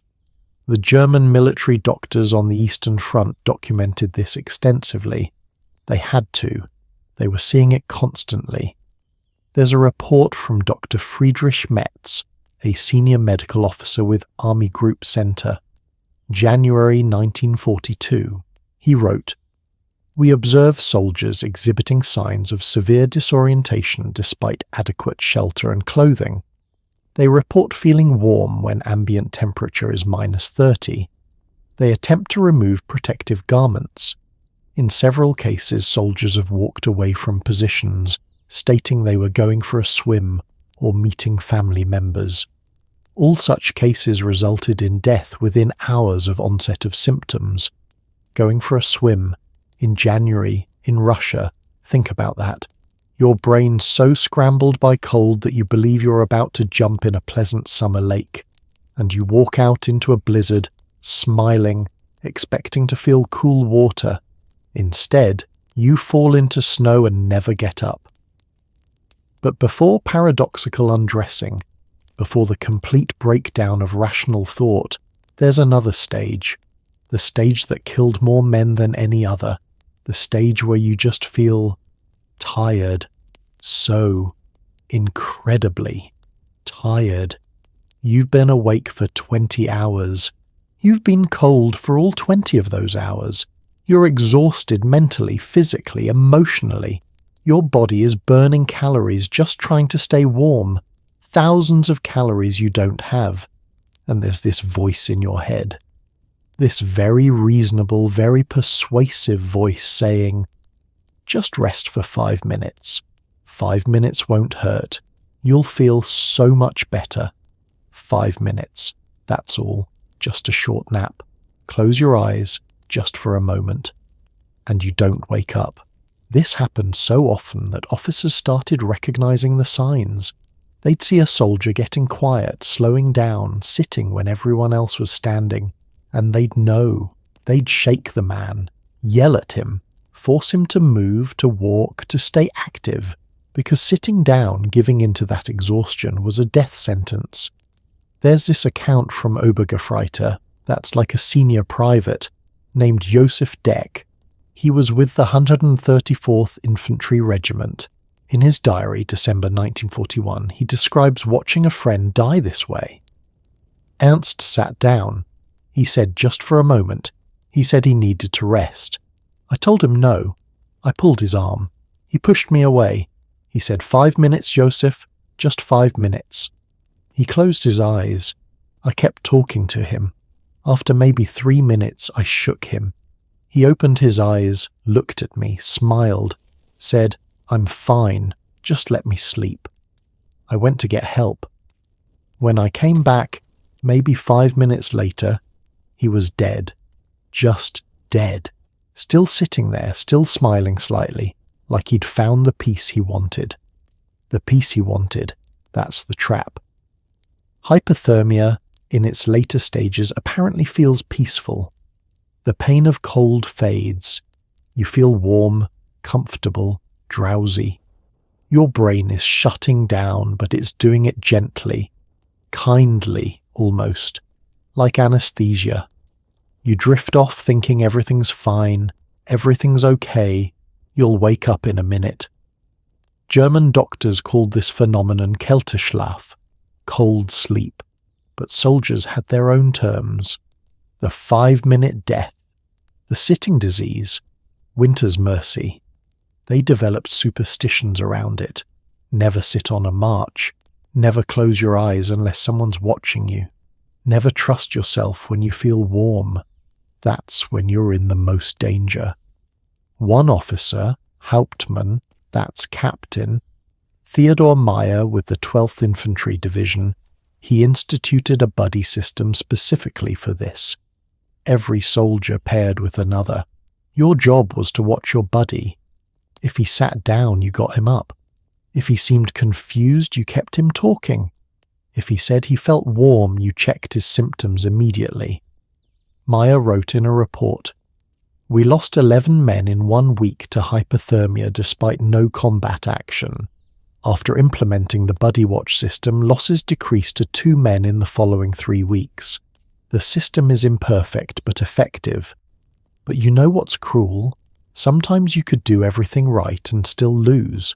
Because there's another symptom of severe hypothermia, hallucinations. Imagine you're standing guard. It's -35. You've been awake for 30 hours. You're cold, exhausted, hungry, and suddenly you see your mother, right there, clear as day. She's calling you.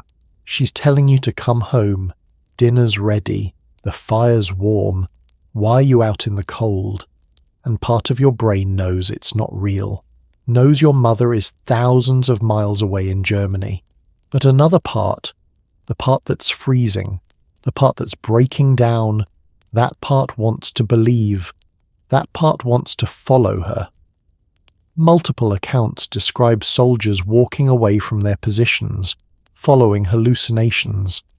Sometimes they were found quickly, brought back, survived. Sometimes they walked until they fell, and sometimes they walked toward Soviet positions thinking they were walking home, and were shot by confused Russian soldiers who couldn't understand why this German was walking toward them, unarmed, smiling, talking to someone who wasn't there. There's a Soviet after-action report from December 1941. I found this in Russian military archives, describing exactly this. A German soldier walked into their position at night, arms out like he was expecting a hug. Speaking German none of them understood. He was smiling. One Soviet soldier tried to detain him, and the German didn't resist, didn't even seem to notice. He just kept talking, kept smiling. He died an hour later. Severe hypothermia. The Soviet soldiers didn't know what to make of it. They thought maybe it was a trick, some kind of trap. But no, it was just a man whose brain had failed him. The hallucinations weren't always visual. Sometimes they were auditory. Soldiers hearing music, hearing church bells, hearing conversations from home. One soldier wrote about hearing his children singing Christmas carols. He was 23, unmarried, no children. But he heard them clearly, described their voices, named them. His mind had invented an entire family because reality was too harsh to bear. Dr. Ernst Günther Schenk, a doctor with the Waffen-SS.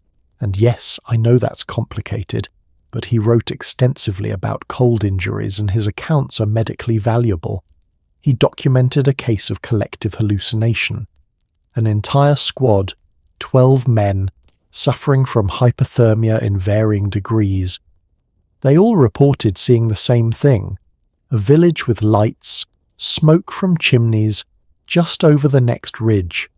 They could see it clearly, argued about which building looked warmest, discussed how they'd approach to ask for shelter. There was no village. They were in open steppe. The nearest building was 15 kilometers away, but they all saw it. Their brains, desperate for hope, created the same hallucination. Schenk managed to keep them from walking toward it, kept them in position until morning when the hallucination faded, but he wrote, "I realized then that cold doesn't just attack the body, it attacks the mind. It breaks down reality itself." Now, here's something I find fascinating from a psychological standpoint. Not everyone hallucinated. Not everyone gave up. Some men, under identical conditions, survived while others died. Why? Military psychologists after the war studied this. They interviewed survivors, reviewed medical records, tried to understand, and they found some patterns. Men with strong social bonds, close friendships, tight-knit units, survived more often. Having someone who wouldn't let you sit down, who'd shake you awake, who'd keep you talking even when you wanted silence. That mattered. Men with specific goals survived more. "I'm staying alive until I get this letter home. I promised I'd see my sister's wedding." Having a concrete reason to endure gave psychological strength. Vague hopes weren't enough. Specific commitments were. And strangely, men who'd experienced other forms of extreme hardship, poverty, illness, difficult childhoods, they seemed to have better survival rates. Like they'd already learned how to suffer, how to push through when everything says stop. It wasn't universal, but it was a pattern. But even knowing this, even with willpower and friendship and specific goals, sometimes your body just quit. The cold was too much, too long, too severe, and there was nothing anyone could do. The medical tents, field hospitals, really just large tents with some equipment, they were full of hypothermia cases by December.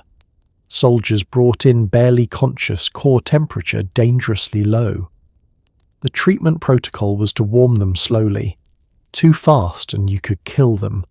Rapid rewarming causes complications, can stop the heart. So they'd wrap them in blankets, give them warm fluids if they could swallow, and wait. Some recovered, returned to their units a week later. Some died despite treatment, and some, this is the really sad category, some recovered physically but were broken mentally. The cold had done something to their minds that wouldn't heal. They'd sit in the medical tent staring at nothing, not speaking. Shell shock, they called it back then.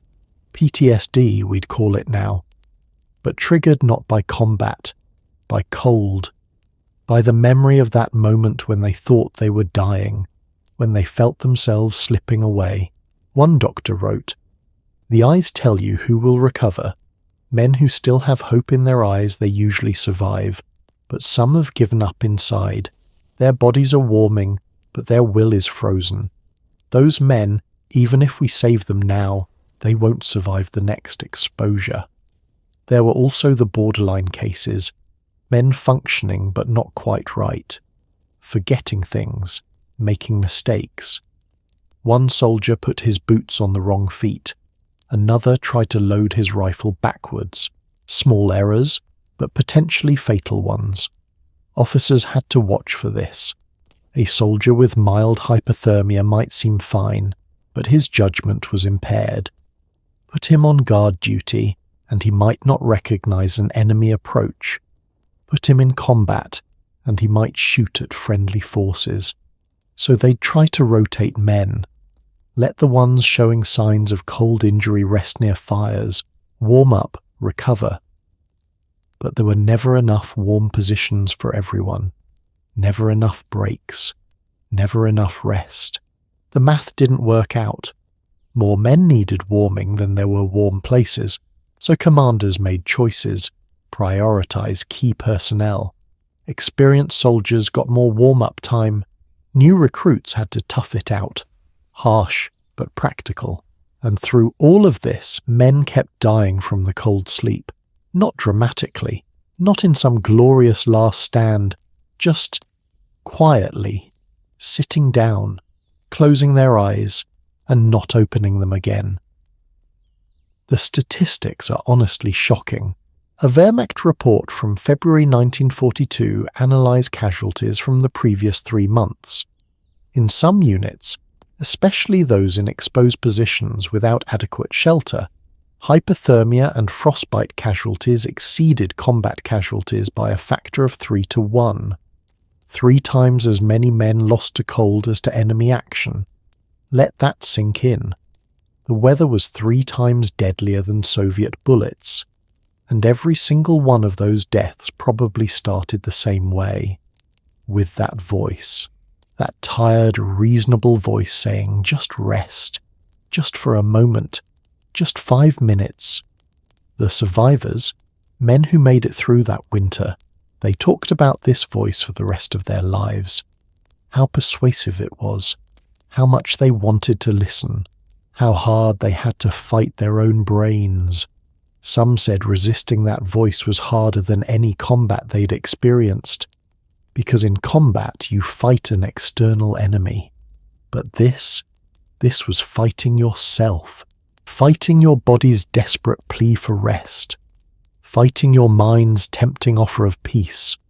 One veteran, interviewed in the 1980s, 40 years after the fact, he still remembered. He said, "I heard that voice every night for 4 months. Just sit down, just close your eyes." And every night I had to say no, sometimes out loud. "No, not tonight. Keep moving. Stay awake." Talking to myself like a crazy person, but the crazy ones who survived and the sane ones who listened to that voice, they didn't. It changes how you think about sleep, doesn't it? For most of us, sleep is comfort, safety, rest. But for those men, sleep became the enemy, the thing that would kill you if you weren't careful. Even after the war, even in warm beds in peaceful homes, some veterans struggled with sleep. The association had been rewired. Sleep equals danger. Sleep equals death.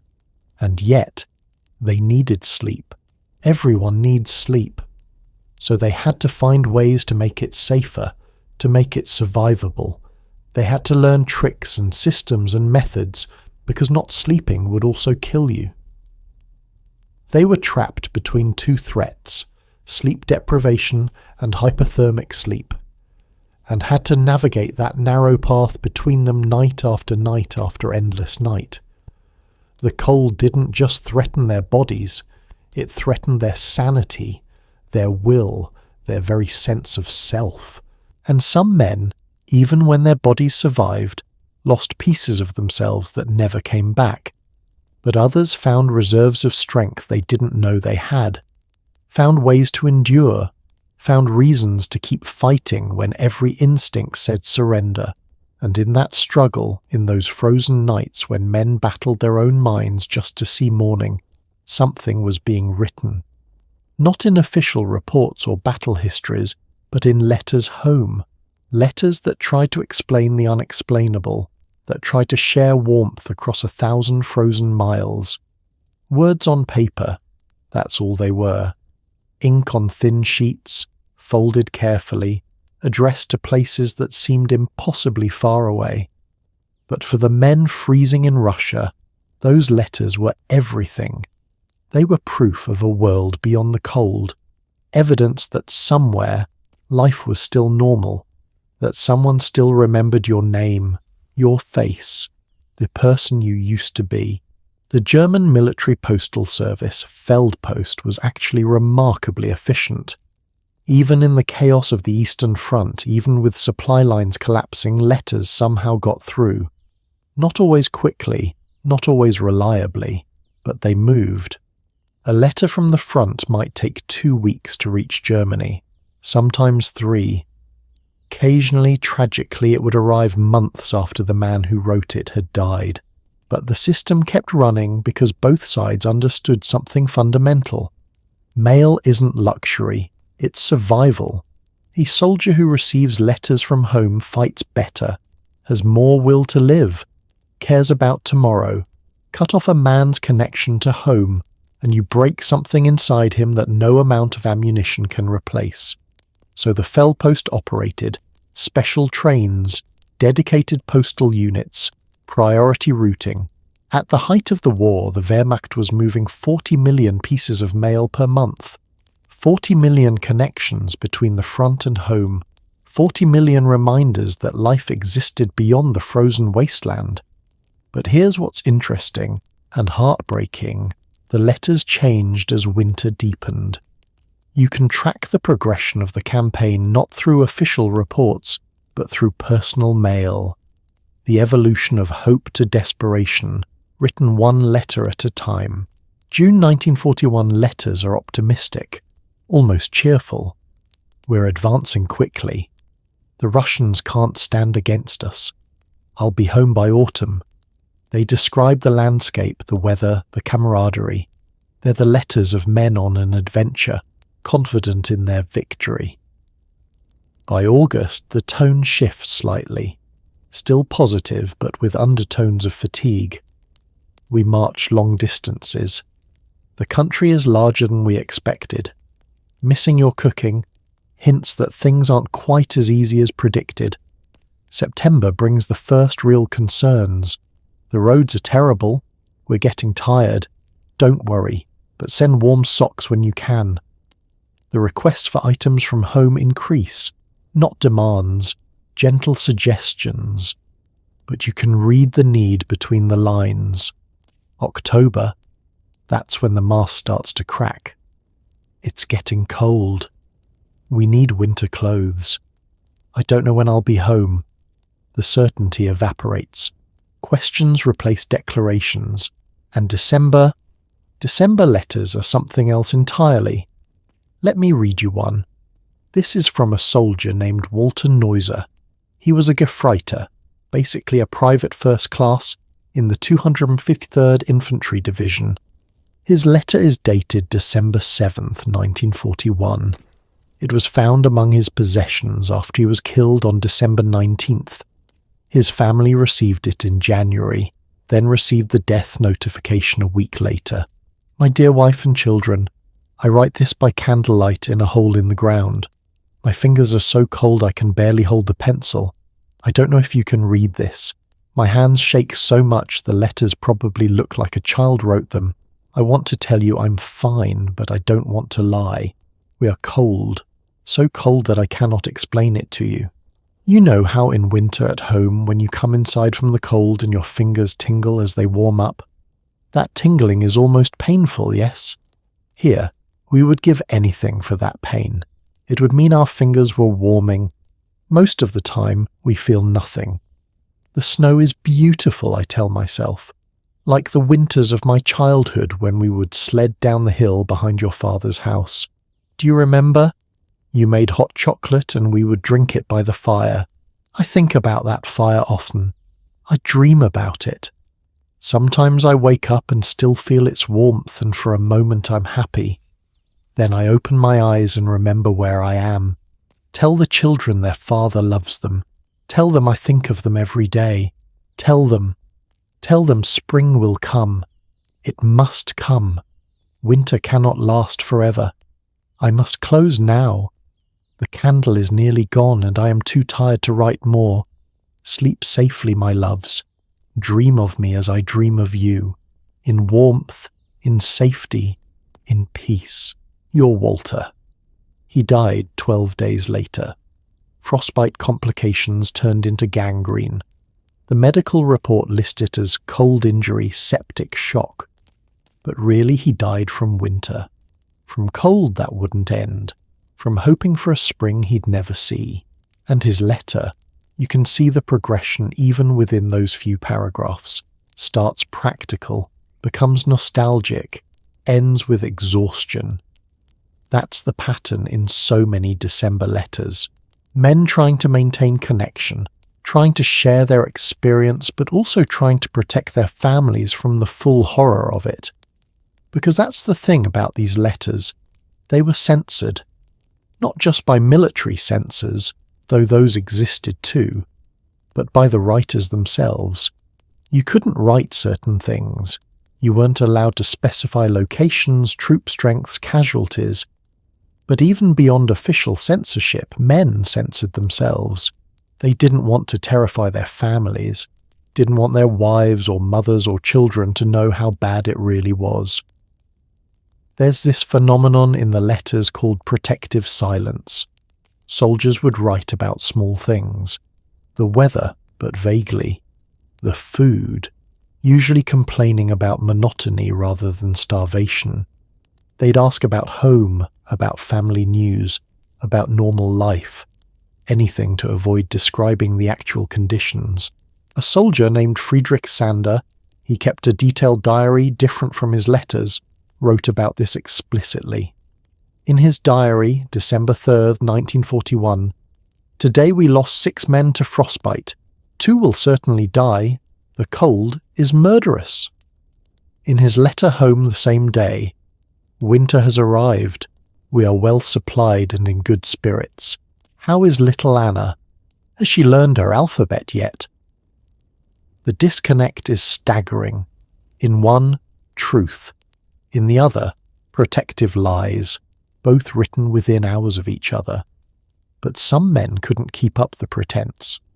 By late December, some letters broke through the careful restraint. They had to tell someone, anyone, what this was really like. Here's a fragment from a letter written by Obergefreiter Hans Heinrich Ludwig, 161st Infantry Division, December 29th, 1941. "Mother, I must tell you the truth. I may not survive this winter. I am not trying to frighten you, but I need someone to know. We're not prepared for this cold. Men are dying every day, not from battle, from freezing, from simple cold.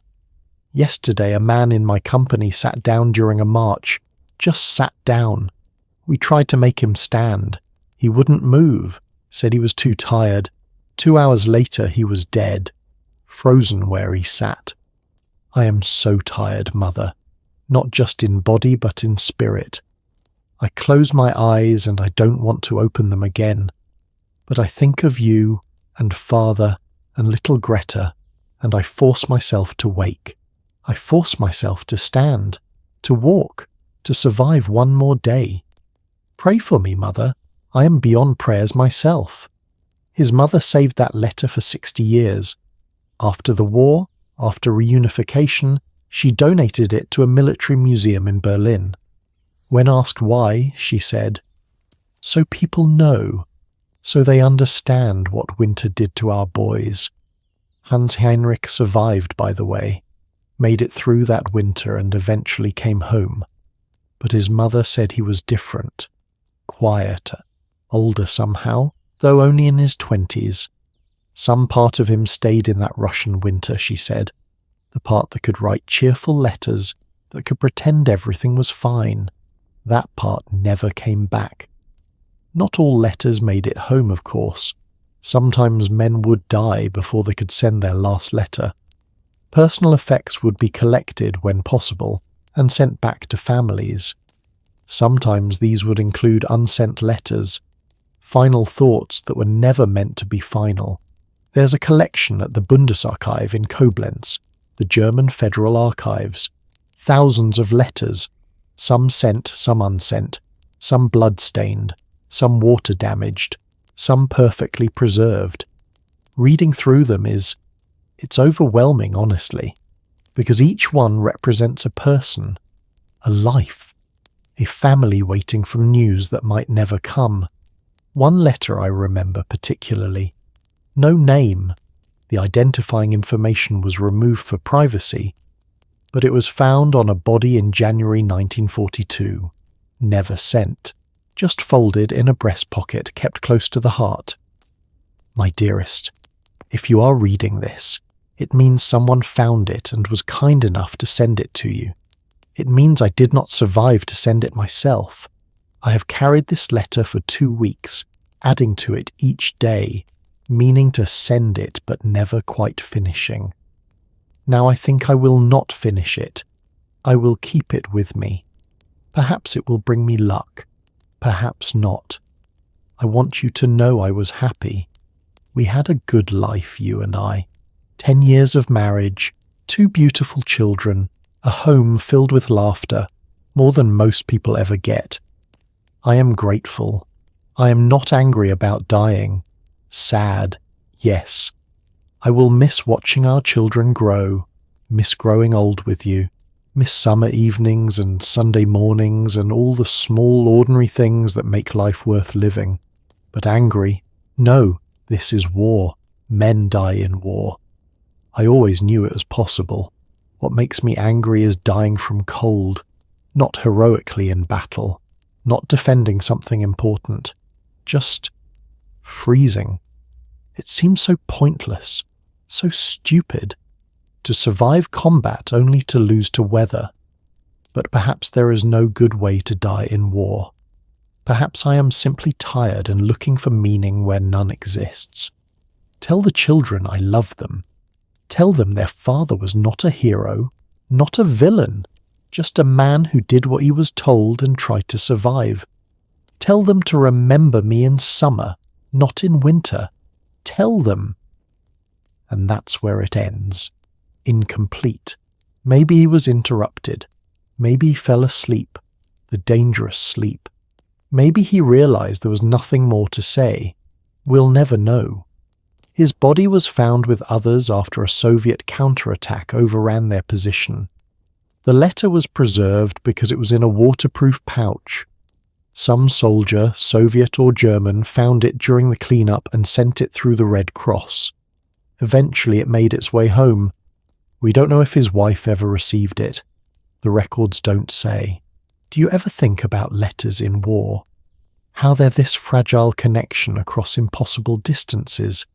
A piece of paper that might take weeks to arrive, carrying words written by someone who might already be dead by the time you read them. It's ghosts talking to the living, the past reaching toward the future, and the families receiving these letters. They became amateur cryptographers, learning to read between the lines. A letter that seems cheerful but is too short?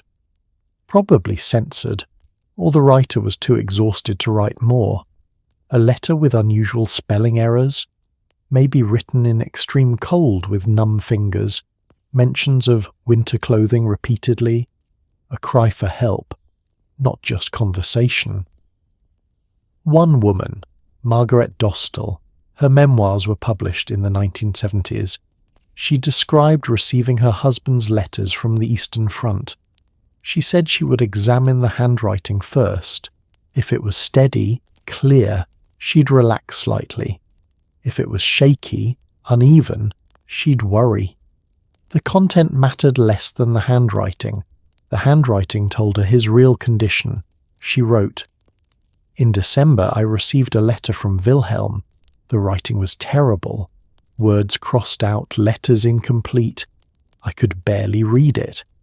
But he wrote about planning for Christmas, about hopes for the new year, happy words in handwriting that screamed distress. I knew then he was in terrible danger. I was not surprised when the death notification arrived in January. The death notifications, those were a whole separate trauma, official letters, standardized language. We regret to inform you," delivered by telegram usually, sometimes by a local official in person. And families would see the messenger approaching and they'd know. Before a word was spoken, they'd know. Sometimes the death notification would arrive before the last letters, so you'd receive news that your husband, son, brother had died. And then, days or weeks later, letters would still arrive, written before death but delayed in transit. Imagine opening a letter from someone you know is already dead, reading their hopes, their plans, their love. Words from beyond the grave. One particularly cruel case. A soldier named Otto Dintz wrote his wife regularly. His last letter, written December 14th, 1941, described preparations for Christmas, how his unit was planning a small celebration, how he hoped to receive her package with cookies and warm socks, how he missed her and couldn't wait to come home. He died December 16th. Combat death. Soviet artillery. Quick. Probably painless. His wife received the death notification December 28th. She received his last letter January 3rd. She was pregnant with their second child. Reading his excitement about life, about future plans, knowing he'd never meet this child, never come home. She saved the letter, kept it her entire life. When she died in 1987, her daughter, the child he never met, published it in a local newspaper, shared her father's last words, gave him a voice decades after his death. That's what these letters do, I think. They preserve something human in an inhuman situation. They prove that these men, regardless of their uniform or their cause, were people. They loved, they hoped, they suffered. They tried to maintain connections across impossible distances. Not all letters were sad, though. Some men kept their humour even in hell. Dark humour, yes, but humour nonetheless.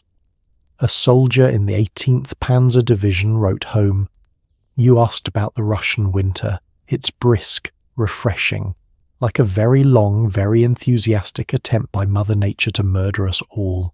But the scenery is lovely, very white, so much white. In fact, everything is white. The ground, the sky, my frozen fingers. Send vodka, or better yet, send summer." Another, whose name I don't have, wrote, "Dear family, I am enclosing a snowflake in this letter. Consider it a souvenir from Russia. If by the time you receive this it has melted, please imagine it for me. I have seen enough snow to last several lifetimes. If I survive this war, I am moving to the Sahara." Gallows humour. The kind of jokes you make when the alternative is screaming. But it shows something important. Even in those conditions, even facing death daily, humans find ways to laugh, find ways to maintain their humanity. The letters also reveal the mundane concerns that persist even in extraordinary circumstances. Men would write asking about crops back home, about neighbours, about local gossip. They wanted to know if Herr Schmidt's cow had calved, if the church roof had been repaired, if little Anna had recovered from her cold. These details mattered. They were proof that normal life continued, that somewhere, somehow, the world was still turning in familiar patterns, that this frozen nightmare wasn't the entirety of existence, and the families wrote back, describing everyday life in careful detail, what they had for dinner, what the weather was like, who they'd seen at market, deliberately boring, wonderfully normal letters that told their soldiers, home still exists. Home is waiting, hold on. This exchange, this lifeline of paper and ink, it saved lives, literally. Soldiers who received mail regularly had better survival rates. They had reasons to endure, connections to maintain. Someone would notice if they died. Someone would grieve. Soldiers who stopped receiving mail, they deteriorated faster, lost motivation, made mistakes. The ones whose families had died in bombings or who'd been abandoned or whose mail just stopped arriving for whatever reason, they were more likely to give up, to accept the cold sleep, to sit down and not get up. But every letter carried risk too, because with every word home you might be saying goodbye.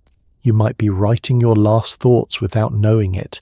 Every letter could be the last letter, and that awareness, that constant shadow, it changed how men wrote, made every word more careful, more meaningful, made them think, if this is my last chance to tell them I love them, have I said it clearly enough? And so they wrote, in frozen foxholes, by dying candlelight, with numb fingers and failing hope. They wrote because it was all they could do, because somewhere someone was waiting to hear from them, because words on paper were the only warmth they could send home. but words couldn't fully capture what they were experiencing, couldn't describe the bone-deep cold, the constant fear, the sight of friends dying from weather rather than warfare. Some things are beyond words, and as December became January, as winter deepened and hope faded, some men stopped trying to explain. They just wrote, "I love you, I remember you, I'm still here." 3 sentences that meant everything. 3 sentences that had to be enough. 3 sentences that, for many, would be their last gift to the people who loved them. And as these letters made their way home, as families read them by warm fires in distant Germany, another letter was being written, not on paper, but in the calendar itself. Because something was approaching that would test these frozen men in ways they couldn't have imagined. Christmas in the snow. December 24th, 1941. Christmas Eve. Back in Germany, families were gathering. Trees were lit with real candles. Electricity was being rationed, but Christmas still had its glow. Children were singing carols, excited about tomorrow's gifts. Churches were full despite the war, despite the shortages, because Christmas was sacred. Christmas was hope. In Russia, it was minus 38 degrees Celsius, and the war didn't stop for anyone's holiday. You know what's strange about human beings? Our ability to carry tradition into the most impossible places, to insist on celebration even when everything says there's nothing to celebrate. Christmas 1941 on the Eastern Front wasn't a holiday in any normal sense, but men tried. God, how they tried. Some units had planned for this. Back in November, before they fully understood how bad winter would become, officers had encouraged men to prepare small celebrations. Maintain morale, the directives said. Observe traditions. Keep spirits high. So soldiers had saved small items, hidden away bits of food, made mental notes about what they'd need. But by December 24th, those plans seemed absurd. You're in a frozen hole. You haven't been warm in weeks. You're hungry, exhausted, watching friends die from cold, and you're supposed to celebrate the birth of Christ? Sing about joy and peace? Pretend everything's wonderful? And yet they did. Or they tried to, because sometimes pretending is all you have. There's an account from Feldwebel, that Sergeant, Anton Boehm of the 17th Infantry Division. He kept a detailed journal, now in the Military History Museum in Dresden. His entry for December 24th, 1941. This morning, Oberst Wagner, our colonel, announced we would observe Christmas. Not cancel it, not ignore it, observe it, as if we had a choice, as if Christmas cared whether we were ready. Some men laughed, bitter laughs. How do you celebrate Christmas in hell? But others seemed grateful, like someone had given them permission to remember they were human. We gathered what we could. Conrad had saved half a chocolate bar, saved it for 2 weeks in his pack. Möller had a candle stolen from a destroyed church. Someone else had managed to preserve a photograph of his family. These became our celebration. A chocolate bar, a candle, a photograph. At dusk, those of us who could gathered in the largest bunker. Maybe 20 men. We left sentries on watch. The Soviets don't care about our holidays. We lit the candle. The chocolate was divided into 20 pieces. Some pieces were so small you couldn't even taste them, but we each got a piece. On Christmas Eve we had chocolate. Then someone started singing. Quietly, almost a whisper. Stille Nacht, Heilige Nacht, Silent Night, Holy Night. Silent Night. Of all the carols, that's the one that kept appearing in accounts from that Christmas. Maybe because it's German, written in Austria in 1818. Maybe because it's simple, easy to remember. Or maybe because the title is ironic. Silent Night. The Eastern Front was never silent. artillery, small arms fire, aircraft, wind, screaming. The night was everything except silent, but they sang it anyway, in bunkers, in foxholes, in destroyed buildings, men who hadn't sung in months, maybe years, suddenly remembering the words, remembering when Christmas meant something other than survival. Boehm's journal continues. The singing spread. Men in other positions heard us and joined in. You could hear it across the line, dozens of voices from holes in the ground singing about peace. It was absurd, beautiful and absurd. Then something happened I did not expect. The shooting stopped. For perhaps 5 minutes, maybe 10, the Soviet side went quiet. No gunfire, no artillery, nothing, just silence. Were they listening? Were they confused? I don't know, but for those few minutes we had our silent night. Not holy. Nothing about this place is holy, but silent. When the song ended, the war resumed. Soviet machine gun fire. Our response. Back to normal. But for those few minutes we had remembered something we'd almost forgotten. That once we were more than soldiers. We were men who believed in peace on earth, goodwill toward men.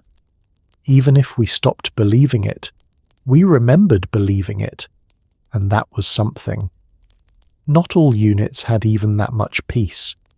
The 16th Motorized Division was engaged in heavy combat on Christmas Eve. Soviet forces had launched a counterattack. No time for carols, no time for anything except fighting, freezing, surviving. Their Christmas was the same as every other day, brutal, cold, deadly. A medic with that division, Sanitätsunteroffizier, Medical Corporal Kurt Ruber. He was also an artist. He'd sketch during quiet moments, when there were any. On Christmas Eve, while treating wounded men in a makeshift aid station, he drew something on the back of a Soviet map. He used charcoal from a burned-out building. The drawing showed a Madonna and child, the Virgin Mary holding Jesus wrapped in cloth, simple, powerful, and he wrote around the image, in a circle, Licht, Leben, Liebe, light, life, love. He showed it to the wounded men he was treating. Some cried. One soldier who'd lost 3 fingers to frostbite that morning stared at it for a long time. Then he said, "That's what we're fighting for, isn't it? That, not territory, not ideology, light, life, love." Ruber's drawing survived. It was sent home, copied, distributed. During the war it became a symbol, though of what people disagreed. Hope? Loss? The disconnect between Christmas ideals and war reality? All of the above, probably. Ruber himself died at Stalingrad a year later. But his Madonna, drawn on a Soviet map with charcoal in a frozen aid station on Christmas Eve 1941, still exists. It's in a memorial church in Berlin now. Thousands of people see it every year. Most don't know the story. They just see a simple drawing of a mother and child. Light, life, love. Packages from home. Those were the highlight for men who received them. The Feldpost had made a special effort to deliver Christmas packages. Cookies, socks, scarves, small gifts. Families had mailed them in November, hoping they'd arrive in time. Some did. Many didn't. A soldier named Paul Stresemann, 45th Infantry Division, wrote about receiving a package from his mother on December 23rd. Mother had sent cookies, Lebkuchen, gingerbread. She'd made them herself, packed them carefully. They arrived crushed to powder. The box had been dropped, stepped on, frozen, thawed, frozen again. What reached me was essentially gingerbread dust. I shared it anyway. 5 of us in a bunker, passing around a box of cookie debris, taking pinches, trying to taste Christmas in the fragments. It was the best meal I'd had in weeks. Not because it tasted good, you couldn't really taste anything, but because it meant someone cared. Someone back home remembered us. Someone had tried. I saved a small portion, put it in my pocket. I don't know why. Maybe as a reminder that somewhere, somehow, normal life still existed. That mothers still baked cookies. That Christmas still happened. But for every man who received a package, several didn't. Their gifts were lost in transit or simply delayed. They'd arrive in January, February, even March. By then, the chocolate would be frozen solid. The candles would be appreciated for light, not ceremony. The scarves would be worn because they were needed, not because they were gifts. And some packages were addressed to men who died before they arrived. Those were the truly heartbreaking ones. Mail clerks would have to return them to sender with a note, addressee deceased. Imagine being a mother, baking cookies for your son, mailing them with love and hope, only to have them returned months later with that cold official stamp, deceased. Some units tried to make decorations. This is where human creativity becomes almost touching in its desperation. Men would carve ornaments from wood, fold paper into stars, paper from letters, from maps, from anywhere, collect pine branches and pretend they were Christmas trees. There's a photograph, I've seen it in several archives, of German soldiers standing around a Christmas tree. It's literally just a branch, a single branch stuck in the snow with a few scraps of paper hanging from it. And these grown men, hardened soldiers, are gathered around it like it's the tree at Rockefeller Center, smiling for the camera, pretending. Was it pathetic? Or was it admirable? I honestly can't decide. Maybe both. Maybe that's what survival looks like sometimes, maintaining rituals even when they're reduced to symbols of symbols. Religious services happened in some areas. Military chaplains, yes, the Wehrmacht had chaplains, conducted Christmas masses where they could. Sometimes in churches if any remained standing. More often in the open, men standing in snow trying to pray while watching for Soviet attacks. Father Ernst Thues, a Catholic chaplain with Army Group Center, wrote about conducting midnight mass on Christmas Eve. We had no church, no altar, no proper vestments. I used a wooden crate as my altar, a blanket as a cloth, candles we'd found in a destroyed village. About 50 men attended. They stood in snow, weapons in hand, ready to fight if necessary. I could see their breath in the candlelight, vapor clouds with each word of the liturgy. I preached about hope, about God's presence even in darkness, about the light coming into the world. The words felt hollow even as I spoke them. What hope? What light? Look around. Nothing but cold and death and darkness. But they listened. They sang, badly, off-key, but they sang. When I offered communion, they came forward. Some cried. Grown men, soldiers, crying as they received the sacrament. Not from religious ecstasy. From, I don't know, release? Permission to feel something other than cold and fear. After Mass, they thanked me, shook my hand, told me it meant something. I wanted to believe them. I wanted to believe I'd provided comfort. But I suspect what I really provided was permission. Permission to remember for 1 hour that they were more than their suffering, that they had souls, not just bodies that froze and bled. As they returned to their positions, Soviet artillery began. Our Christmas service had probably been spotted. The Soviets don't observe our holidays. Why would they? We invaded their country. We brought this war. We have no right to expect Christmas peace. 3 men who attended my service died in that barrage. 3 souls I just blessed. I just assured of God's love, gone in an instant. What does Christmas mean when it ends in artillery fire? What does peace on earth mean when earth is a battlefield? Heavy stuff, right? But that's what Christmas 1941 was, this collision between beautiful tradition and brutal reality, between what the holiday meant and what it had become. Now, were there any Christmas truces? You might have heard about the famous Christmas truce of World War I, 1914, when British and German soldiers met in no man's land, played football, exchanged gifts. Did anything like that happen in 1941? Sort of, but not really, not officially.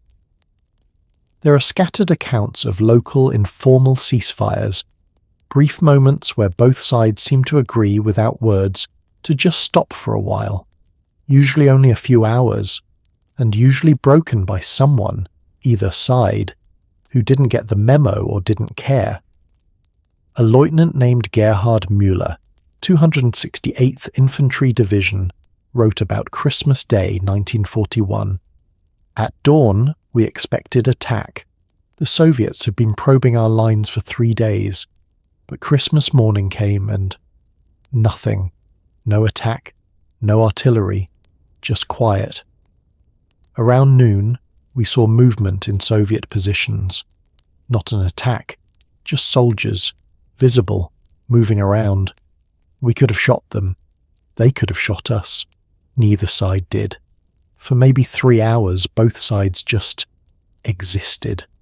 Did chores, cooked what food we had, sang quietly, lived. Then around 3 in the afternoon, someone fired. I don't know who.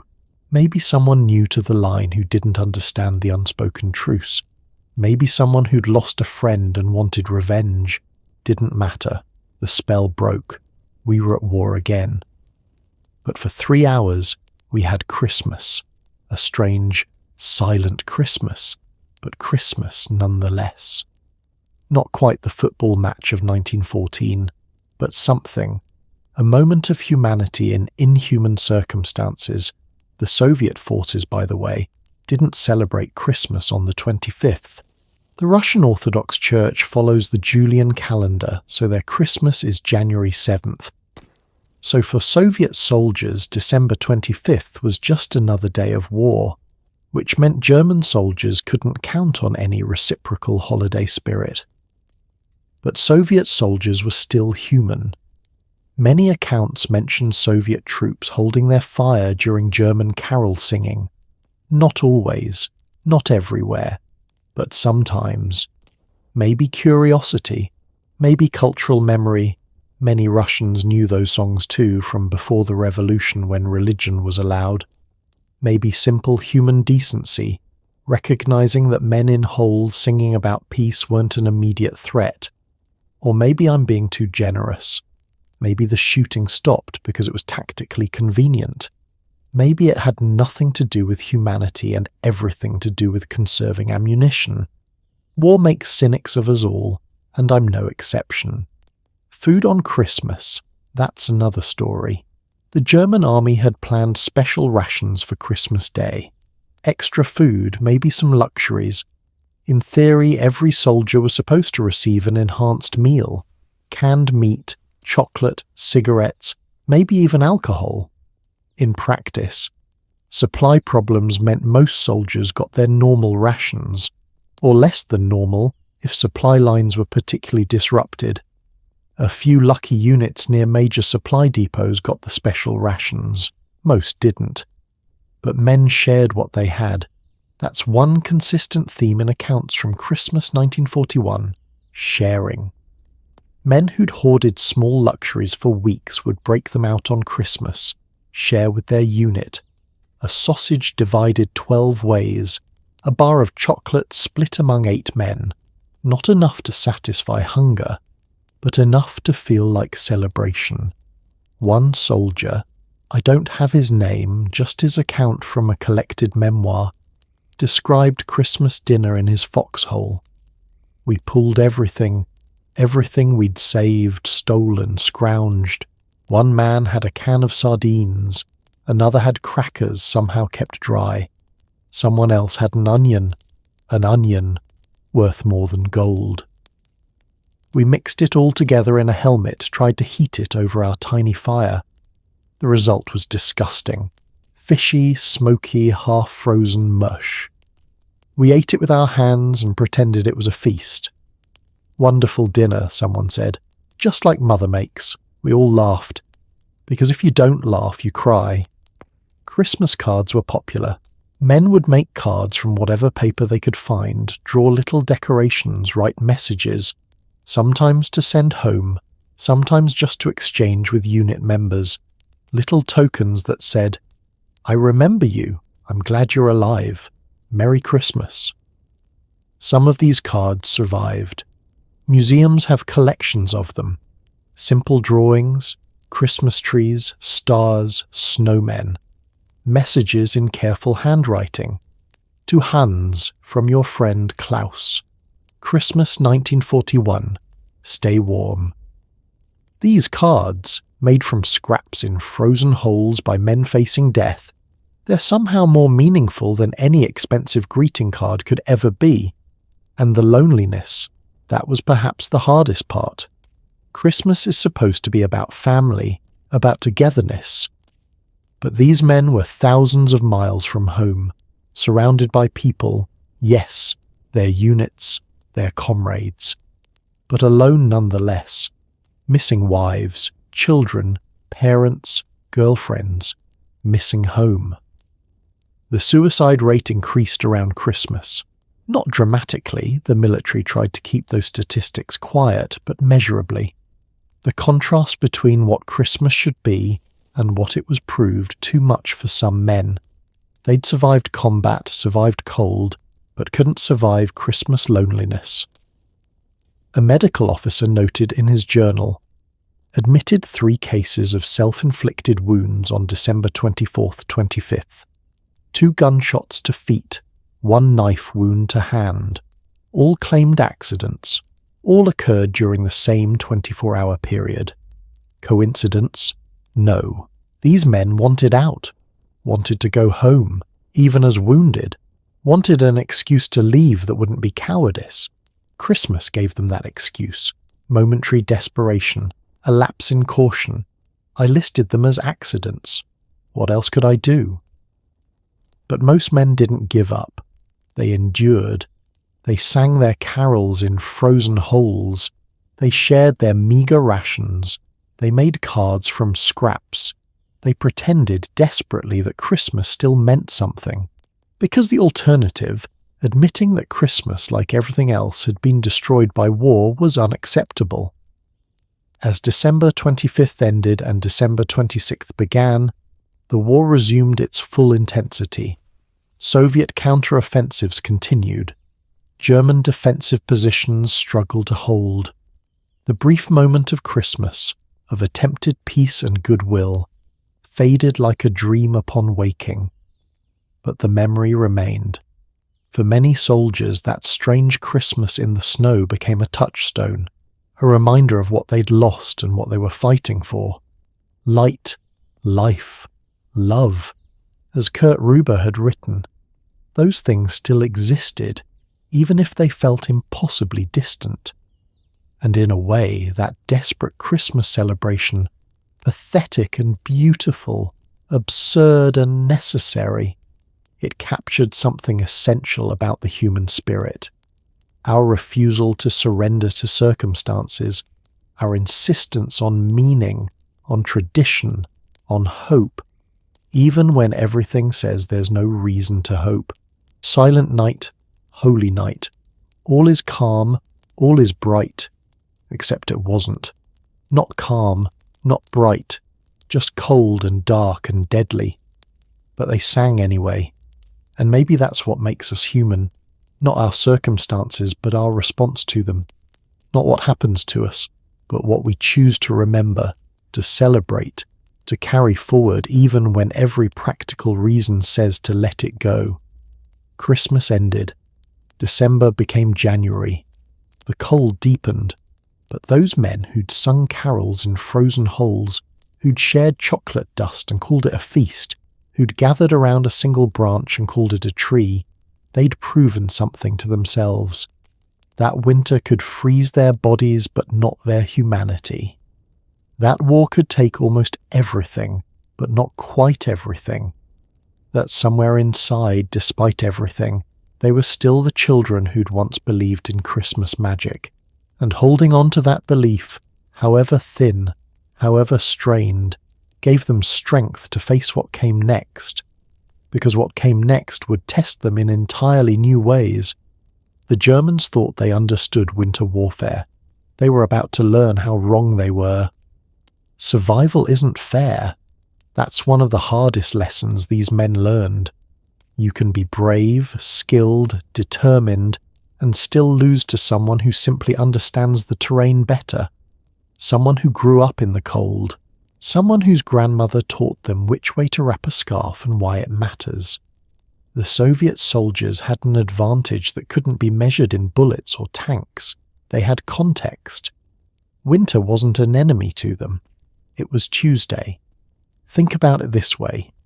If I dropped you in the Sahara Desert without training, you'd struggle, right? You'd make mistakes, drink water too fast, walk during the hottest hours, not recognize the signs of heat stroke until too late. But someone who grew up there, they'd know instinctively what you'd have to learn through suffering. That was the Eastern Front in winter. The Germans were struggling in the Sahara. The Soviets were at home. But, and this is important, the Soviets weren't invincible. They suffered too. They froze too. They died too. The Soviet casualties in that winter were staggering. We're talking hundreds of thousands. Winter killed Soviet soldiers just like it killed Germans. But the Soviets had infrastructure, they had preparation, they had cultural memory, and most critically, they had shorter supply lines. Let me tell you about a specific engagement. The Battle of Tikhvin, November-December 1941. German forces had captured this small city southeast of Leningrad. Strategically important because it sat on supply routes to Leningrad, which was already under siege. The Soviets needed it back. The Soviet counterattack began on November 19th. Heavy snow. Temperatures around -20 Celsius. The kind of weather where German vehicles wouldn't start, where German soldiers were still wearing inadequate clothing, where everything that could go wrong did go wrong. The Soviet troops? They came in on skis. Skis. Think about that. While German soldiers were struggling to walk through waist-deep snow, exhausting themselves in minutes, Soviet ski troops were gliding across the landscape, fast, mobile, appearing suddenly, attacking, disappearing into the forest. It was like fighting ghosts. A German officer with the 18th Army, Major Karl Detmer, wrote in his after-action report, "The enemy appears from the forest without warning. They wear white camouflage that makes them nearly invisible against snow. They move with impossible speed on skis. Our men cannot pursue. We sink in snow with every step. Our vehicles cannot follow. They are frozen or stuck. By the time we organize response, the enemy has vanished. This is not the war we trained for. This is something else entirely. The Soviets are not fighting like an army. They are fighting like hunters. We are the prey. Hunters and prey. That's a different psychological dynamic than two armies meeting in open battle. That's predator versus victim. And it destroys morale faster than casualties do. The Soviet winter uniform was another massive advantage. They had quilted jackets, telegrakas, stuffed with cotton batting. Not fashionable, not high-tech, but incredibly effective. The quilted layers trapped air, provided insulation, and were tough enough to resist wind. They had felt boots, Valenki, made from compressed wool felt. Thick, warm, water-resistant. Your feet might sweat in them, but they wouldn't freeze. They had Ushanka hats, those hats with the ear flaps. You've seen them, right? Fur-lined with flaps that tie under the chin. Keeps your ears warm, protects your face from wind, and makes you look either very Russian or very ridiculous depending on context, but function over fashion, always. And they had maskurovka, camouflage, white snowsuits that made them nearly invisible. The Germans, meanwhile, were still wearing field grey and feldgrau green, perfect camouflage for European forests, absolutely terrible for Russian snow. A German soldier in the snow stood out like a German soldier in the snow, obvious, targetable, dead. Now, the myth is that all Soviet soldiers were perfectly equipped. That's propaganda on both sides. The reality was more complicated. Early war Soviet logistics were a disaster. Many Soviet soldiers in 1941 were poorly equipped, poorly trained, poorly led. Stalin's purges had killed most competent officers. The winter equipment existed, but distribution was chaotic. However, and this is key, even a poorly equipped Soviet soldier had more winter knowledge than a well-equipped German. Because it's not just about gear. It's about knowing how to move in snow, how to stay warm, how to recognize frostbite symptoms, how to build a proper snow shelter. These aren't things you learn from a manual. These are things you learn growing up. A Soviet junior officer, Lieutenant Ivan Shabalin, his memoirs were published in the 1970s, wrote about encountering German positions in December 1941. We found their foxholes, good construction, properly dug, but they had not ventilated them correctly. 3 Germans dead inside, not from combat but from carbon monoxide. They had sealed the foxhole too tight, burned fuel inside, suffocated themselves. We also found Germans frozen at their posts, standing upright, weapons ready, completely frozen. They had stayed at their positions until hypothermia killed them. Discipline? Yes, but also lack of knowledge. A Russian soldier would have known to keep moving, to share warmth with a comrade, to recognize the danger signs. These Germans died following orders that killed them. Following orders that killed them. That's a harsh assessment, but there's truth in it. German military discipline was legendary. Famous, really. Soldiers stayed at posts even when it was suicidal, which is admirable in some contexts and deadly in others. Winter warfare required flexibility, improvisation, willingness to break rules to survive. The Soviet army, already chaotic and loosely organized by German standards, was accidentally better suited for this. But the Germans were learning. Oh, they were learning fast. Because when your survival depends on adaptation, you adapt or you die. By January 1942, the Wehrmacht was implementing new winter warfare doctrines. They were studying Soviet tactics, copying what worked, developing their own solutions. It was too late for many men, but it would save others. They started requisitioning white sheets from civilians to use as camouflage. Crude, but effective. Wrap a white sheet around yourself and suddenly you're 70% less visible in snow. Not as good as proper Soviet snowsuits, but better than grey wool. They began training in ski warfare. Months too late, but better late than never.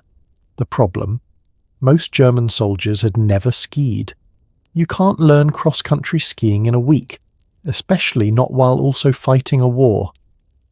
But some units tried. The mountain divisions, troops from Bavaria and Austria who already knew how to ski, they were redistributed to other units as instructors, teaching practical skills in the field, under fire, in -30 degrees. There's a somewhat humorous account, humour being relative, from the 4th Mountain Division. They were tasked with teaching basic skiing to infantry units. One instructor, Gefreiter Andreas Baeder, wrote, "Teaching skiing to infantrymen is like teaching swimming to cats. Possible theoretically, but everyone involved is miserable. The men fall constantly. They're already exhausted, already cold.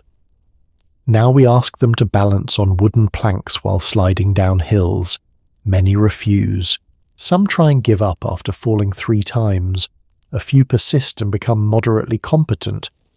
But moderately competent in skiing still means you're slower than walking if you're bad at it. The Soviets learned skiing as children. They ski to school. They ski for fun. We are teaching grown men who've never seen skis. It is inadequate, but it is what we have. Inadequate but necessary. That could describe most German winter adaptations. Not ideal, not sufficient, but better than nothing. The Germans also started learning about Soviet night combat tactics. The Soviets loved night attacks in winter. Why? Because winter nights are long.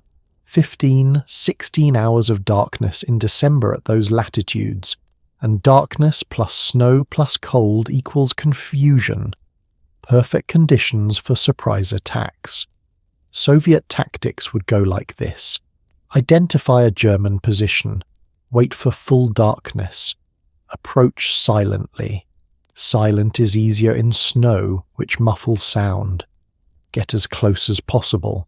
Then attack suddenly, violently, with maximum chaos. Throw grenades, fire automatic weapons, create panic. Don't stay and fight a prolonged battle. Hit hard, cause casualties, disappear back into darkness before Germans could organize proper response. It was terrifying. You'd be in your foxhole trying to stay warm and suddenly, explosions, gunfire, screaming. You can't see anything because it's dark and there's snow and smoke. You don't know how many attackers there are. Could be 10, could be 100. You fire blindly, hoping to hit something. By the time you've figured out what's happening, the attack is over. The Soviets are gone, and you've lost men without inflicting any damage in return. The German response was to increase night sentries, post more guards, create overlapping fields of fire. But that meant fewer men sleeping, more men exposed to cold, more exhaustion. The Soviets were forcing Germans to choose between security and rest. Neither choice was good. There's a tactical report from General Walter Model. He'd later become famous, but in 1941 he was commanding a panzer corps, analysing Soviet winter tactics. He wrote, "The enemy has adapted to winter conditions in ways we have not. They use terrain, forests, hills, snowdrifts for concealment. They move at night when we are weakest. They strike where we are most vulnerable and retreat before we can counterattack effectively. Our advantages in training, equipment, and combined arms coordination are negated by environmental factors. We cannot use our tanks effectively in deep snow. Our artillery observers cannot see in blizzards. Our air support cannot fly in these conditions. Meanwhile, the enemy fights as if these conditions are normal, because for them, they are. We must adapt, or we will lose. Not to Soviet military superiority, but to Soviet environmental adaptation. Environmental adaptation. That's the phrase that captures it. This wasn't about who had better tanks or better soldiers. It was about who understood the environment better. The Finns had proven this in the Winter War of 1939-40. Finland versus Soviet Union, tiny country versus superpower. And Finland had held out for months, inflicting embarrassing casualties, precisely because Finnish soldiers knew winter warfare. They knew how to ski, how to camouflage, how to survive in snow. They knew to dress in layers, to keep moving, to use the environment as a weapon. There's a famous Finnish tactic called moti. The word means a stack of firewood, but militarily it meant surrounding an enemy unit and cutting it into smaller and smaller pieces like chopping wood. Finnish ski troops would surround Soviet columns on roads, cut them into segments, then destroy each segment individually. The Soviets couldn't maneuver off roads because their equipment couldn't handle deep snow. They were trapped, helpless. The Germans had studied the Winter War. They'd learned from it, or thought they had. but studying something and experiencing it are different. Reading about frostbite and having your fingers turn black, not the same thing. Understanding intellectually that winter is hard and actually living through -40 for months, completely different. By February 1942, the Wehrmacht had produced and distributed winter warfare manuals, detailed instructions on everything from proper clothing layers to snow shelter construction to frostbite treatment. These manuals were good, thoroughly researched, well written, practical. They were also 6 months too late. The men who needed these manuals most had died in November, December, January. The ones who survived? They'd already learned these lessons through experience. The manual told them things they already knew, paid for in frozen fingers and dead friends. Still, the manuals helped new arrivals. Replacements coming to the Eastern Front in spring 1942 at least had some guidance. They weren't walking in completely blind like the summer 1941 troops had. But there's something you can't teach in a manual, something the Soviets had that the Germans didn't. It's hard to define exactly. Fatalism, maybe? Acceptance? Russian culture has this concept, nichevo. It doesn't matter. It is what it is. Such is life. Not giving up exactly.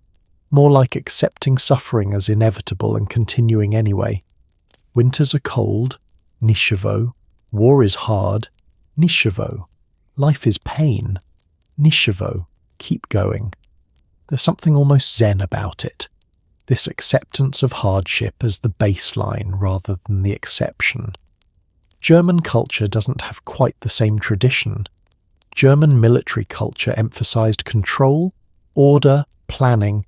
Everything should be organized, efficient, predictable, which works great until you're in a situation that can't be controlled or organized or predicted. Then that same mindset becomes a liability. A Wehrmacht psychologist, yes, they had military psychologists, wrote a report in March 1942 analyzing soldier morale. He noted, German soldiers struggle with the unpredictability of winter warfare. They want to know, when will we attack? When will we receive supplies? When will winter end? They need concrete answers, schedules, plans. Soviet prisoners we've interviewed seem less troubled by uncertainty. They accept that supplies might not come, that plans might change, that winter will end when it ends. This acceptance is not defeatism. It is adaptation to an environment where certainty is impossible. Our soldiers must learn this acceptance, but teaching acceptance contradicts our entire military culture. We train men to impose order on chaos. Here, we must teach them to accept chaos and function within it. This is psychologically difficult for German men. Psychologically difficult. That's putting it mildly. You're asking men raised in a culture of precision and order to embrace chaos and uncertainty. It's like asking cats to enjoy swimming. But some did adapt. Some German units became genuinely good at winter warfare. They learned from Soviet prisoners, from Finnish advisors, from bitter experience. By the second winter, 1942-43, the Wehrmacht was much better prepared. Still not as good as the Soviets, but functional. They developed their own winter camouflage, white-painted helmets, white reversible parkas. They organized supply chains for winter equipment. They trained replacements in cold weather survival before sending them east. They learned to use the cold tactically. Freezing rivers become roads for tanks. Frozen ground means mobility. But that first winter was a learning experience written in corpses, and the tuition was paid in fingers, toes, and lives. The Soviets had spent centuries learning how to survive Russian winter. The Germans tried to learn in 3 months. Some succeeded, many didn't, and the ones who survived carried those lessons forward. not just in manuals and reports, but in bodies that would never fully recover from what winter had done to them. Because while tactics and equipment could be learned and improved, the physical damage, the actual destruction that cold inflicted on human flesh, that was permanent, and that damage was documented in excruciating detail by men who had to witness it, treat it, and sometimes inflict it themselves in desperate attempts to save lives. Blood shouldn't be black. That's not how it works. Blood is red, bright red when oxygenated, darker red when deoxygenated, but always some shade of red. That's biology. That's life. But in the field hospitals of the Eastern Front, winter 1941-42, surgeons regularly saw black blood. Not metaphorical black, actual, literal black. Blood that had frozen, thawed, frozen again. Blood that had been so cold for so long that when it finally flowed during amputation, it came out dark, viscous, wrong. A colour that no medical textbook prepared you for. Dr. Heinrich Harpe, we mentioned him briefly before, he was with the 6th Infantry Division. He kept detailed medical journals, not just clinical notes, personal observations, the kind of raw, honest writing that no official report would ever include.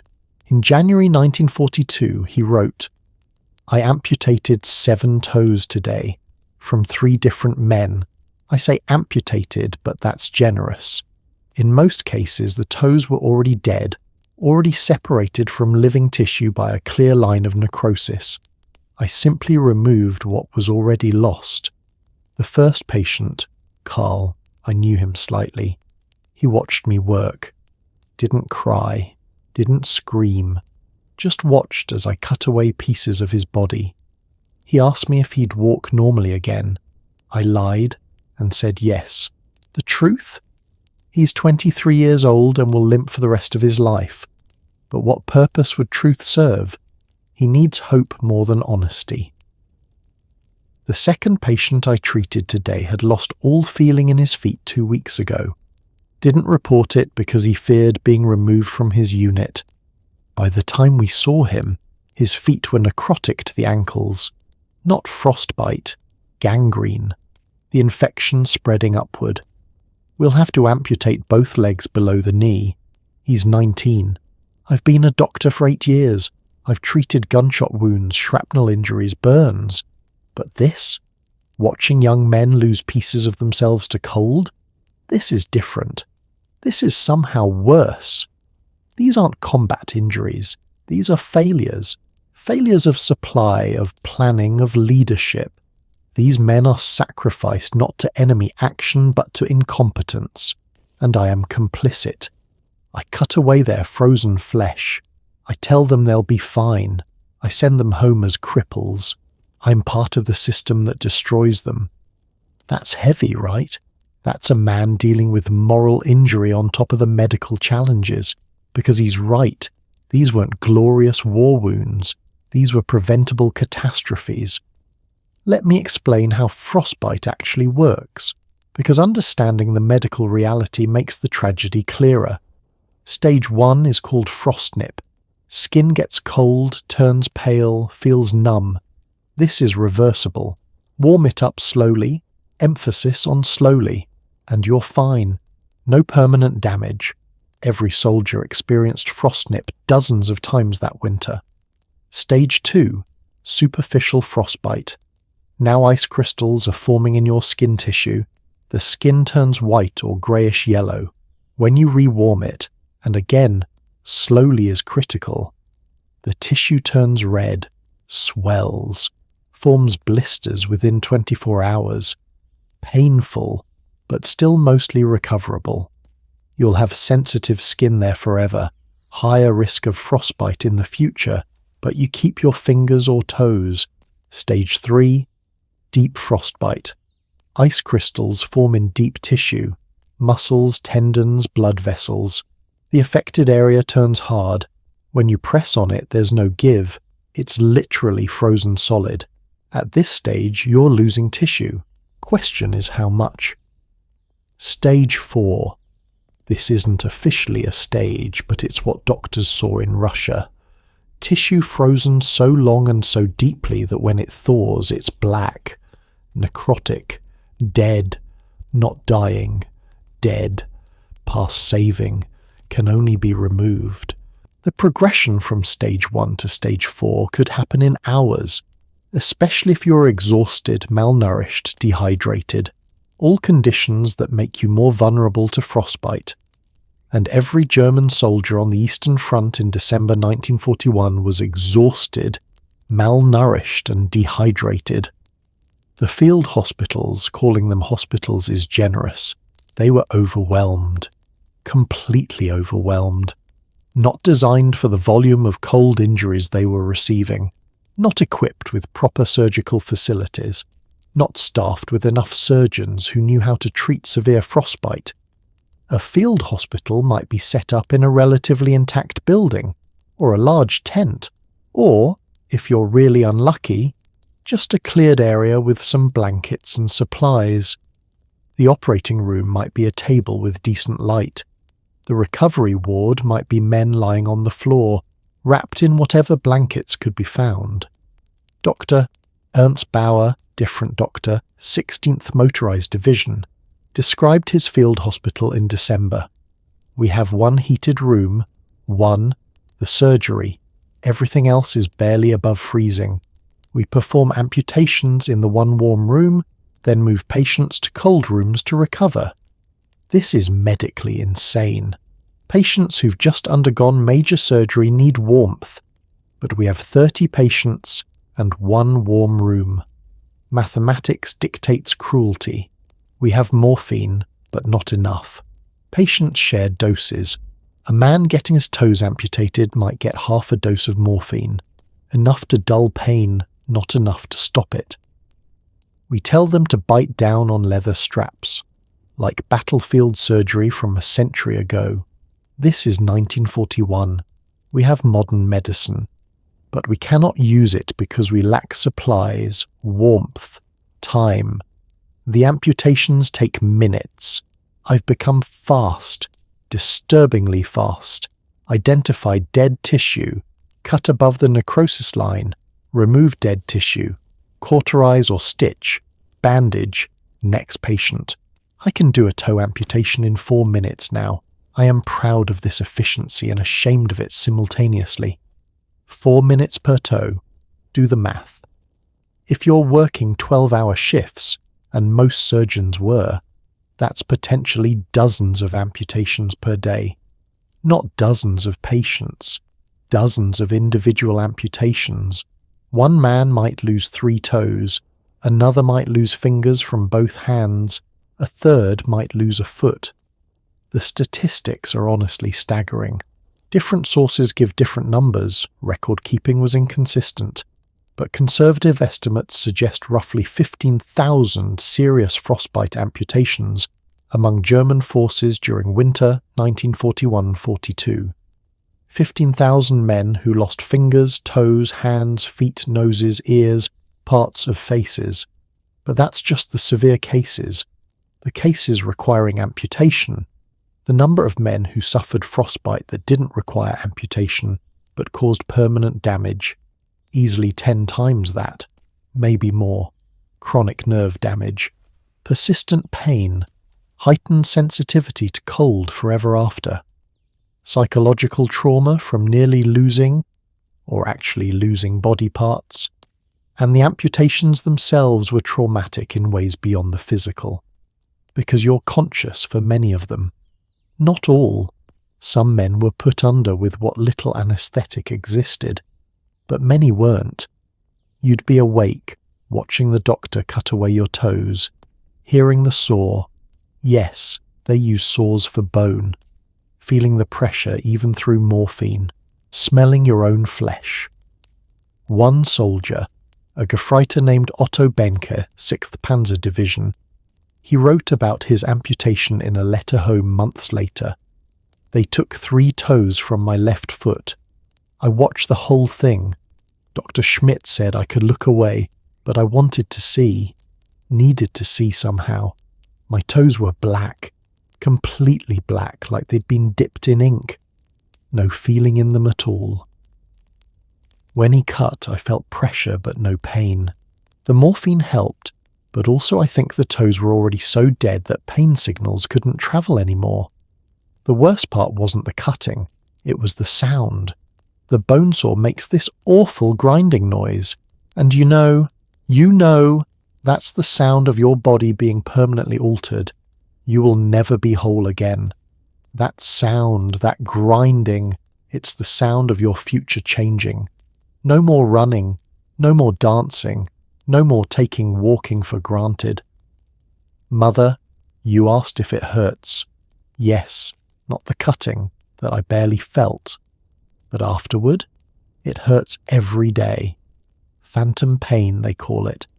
My missing toes hurt. Toes that don't exist anymore send pain signals to my brain. The doctor says it may never stop. I may feel pain from absent toes for the rest of my life. I am lucky, they tell me. Lucky I only lost 3 toes. Lucky I didn't lose the whole foot. Lucky I didn't die. And they're right. I am lucky. But luck is relative. I am luckier than some and unluckier than others. Mostly I am alive. That will have to be enough. Phantom pain. That's a whole additional nightmare. Your body doesn't accept that parts are missing. It keeps sending signals from nerves that no longer connect to anything. You feel itching in a foot you don't have anymore. Pain in fingers that were amputated. Your brain is convinced the parts are still there and desperately tries to feel them. Some men went insane from phantom pain, literally insane, unable to accept that their pain had no physical source, no treatment, no end. They'd scratch at stumps until they bled, trying to stop itching that existed only in their nerves' memory. The psychological impact of losing body parts in war is complex. If you lose a leg in heroic combat, saving your friends, there's meaning. It's terrible, but it has narrative. You can tell yourself you sacrifice for something important. But losing toes to frostbite because supply chains failed, because someone in Berlin didn't order winter boots soon enough, that's meaningless suffering. And meaningless suffering is harder to bear than meaningful sacrifice. Dr. Gerhard Rose, not the same as the Nazi war criminal of the same name, different person. He was a psychiatrist attached to Army Group Center. His job was treating psychological casualties. In January 1942, he noted a disturbing trend. Soldiers who lose limbs to frostbite show higher rates of depression than soldiers who lose limbs to combat injuries. The combat amputees, despite their injuries, retained sense of purpose. They fought, they lost, but they participated in a meaningful narrative. The frostbite amputees feel betrayed. They didn't lose their limbs in battle. They lost them to weather, to supply failures, to circumstances beyond their control. There's no glory in losing your fingers because your gloves were inadequate. No honor in losing toes because you couldn't get warm.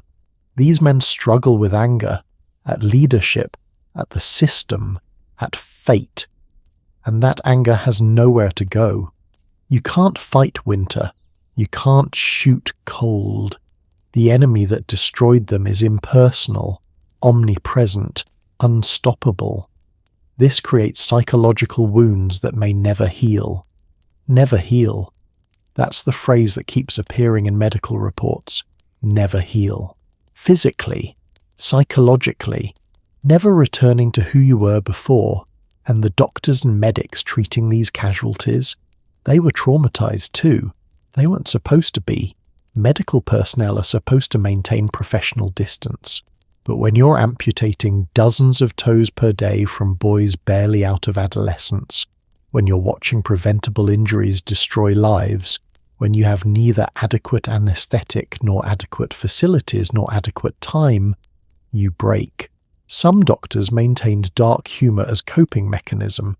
They'd joke about running an assembly line for amputations, about being part-time surgeons, full-time butchers, humour that would be horrifying to outsiders but was necessary for survival for them.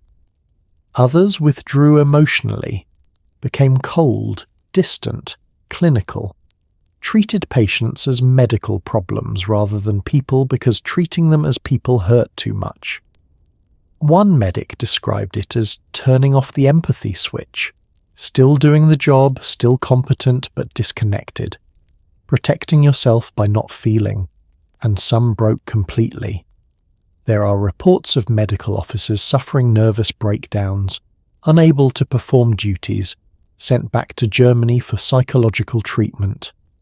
The official term was combat fatigue, but their combat was against frostbite, not enemy soldiers. The long-term effects extended far beyond the immediate injuries. Men who survived with all their limbs intact but who'd suffered moderate frostbite. They had issues for life, heightened sensitivity to cold. A German winter that was comfortable for others would cause them pain. Compromised circulation, heart working harder to pump blood to extremities with damaged vessels, higher risk of infection in affected areas, and the amputees, learning to walk again with missing toes, learning to write again with missing fingers, learning to function in a world designed for intact bodies when your body's no longer intact. Post-war Germany had thousands of young frostbite amputees, thousands of men in their 20s limping, struggling, reminded every day of that Russian winter. There's a follow-up study from 1952, 11 years after that winter, that tracked frostbite victims. Of men who'd suffered severe frostbite but hadn't required amputation, 73% still reported chronic pain. 73%. More than a decade later. The cold that bit them in 1941 never let go. It just held them in its teeth forever. The medical lessons learned were documented extensively. The Wehrmacht produced detailed frostbite treatment protocols based on that winter's experiences, how to recognize early stages, how to rewarm properly, how to decide when amputation is necessary, when to amputate aggressively versus trying to save tissue. These protocols were good, medically sound. They would help in future winters, but they were written in frozen fingers and amputated toes. Every line of instruction represented dozens of men who'd suffered because that knowledge didn't exist yet. Progress built on pain. And here's the truly bitter irony. Much of the frostbite was preventable. Not all. Some exposure was unavoidable given combat situations. But a huge percentage could have been avoided with proper equipment, proper training, proper logistics. This suffering documented in those medical journals, the amputations filling those statistical reports, they didn't have to happen. They happened because of hubris, because Hitler believed the war would be quick, because logistics officers underestimated winter, because equipment procurement didn't prioritize cold weather gear, because German leadership sacrificed tens of thousands of fingers and toes to their own bad planning. The doctors knew this. The soldiers knew this. Everyone except, apparently, the people making decisions knew this. And knowing that your suffering was preventable, that your lost toes or fingers or feet didn't need to be lost, that you're crippled for life because someone in Berlin made bad choices 6 months ago. That's a special kind of agony that no morphine can touch. But the doctors kept working, the surgeons kept cutting, the medics kept treating. Because what else could they do? The injuries existed whether or not they should exist. The men needed treatment whether or not that treatment should have been necessary. So they worked their 12, 16, 20-hour shifts. They amputated and stitched and bandaged and tried to save what could be saved. And when they couldn't save it, they tried to remove it quickly and cleanly, and with as little additional trauma as possible. And at night, when the surgeries were done and the men were sleeping or trying to sleep through pain, the doctors would sit in whatever warm room existed and they'd write in their journals, documenting the horror, recording the statistics, trying to make sense of senseless suffering, trying to find meaning in meaningless injury, and failing, mostly. Because there is no good meaning in watching 20-year-olds lose pieces of themselves to preventable frostbite. There's just loss, just pain, just the grinding sound of bone saws and the knowledge that this particular soldier will never be whole again, and you're the one who made it official by removing what the cold had already killed. These doctors, these medics, they carry their own scars from that winter. Not physical scars, mental ones. The kind that make you unable to enjoy winter for the rest of your life. The kind that make you see snow and remember black toes and hear children playing and remember screams. They saved lives. They did their jobs. They did everything possible with inadequate resources under impossible conditions. And still, they watched thousands of young men become permanent casualties of a cold that should never have been allowed to bite so deep. That winter would eventually end, spring would come, and the survivors would finally escape the worst of the cold. But what they couldn't escape was the memories, and those memories, like phantom pain, would follow them home. Spring came, eventually. Always does, doesn't it? No matter how endless winter feels, spring arrives. The snow melts, the temperature rises, the world thaws. March 1942, April. The ice on the rivers broke with sounds like gunfire.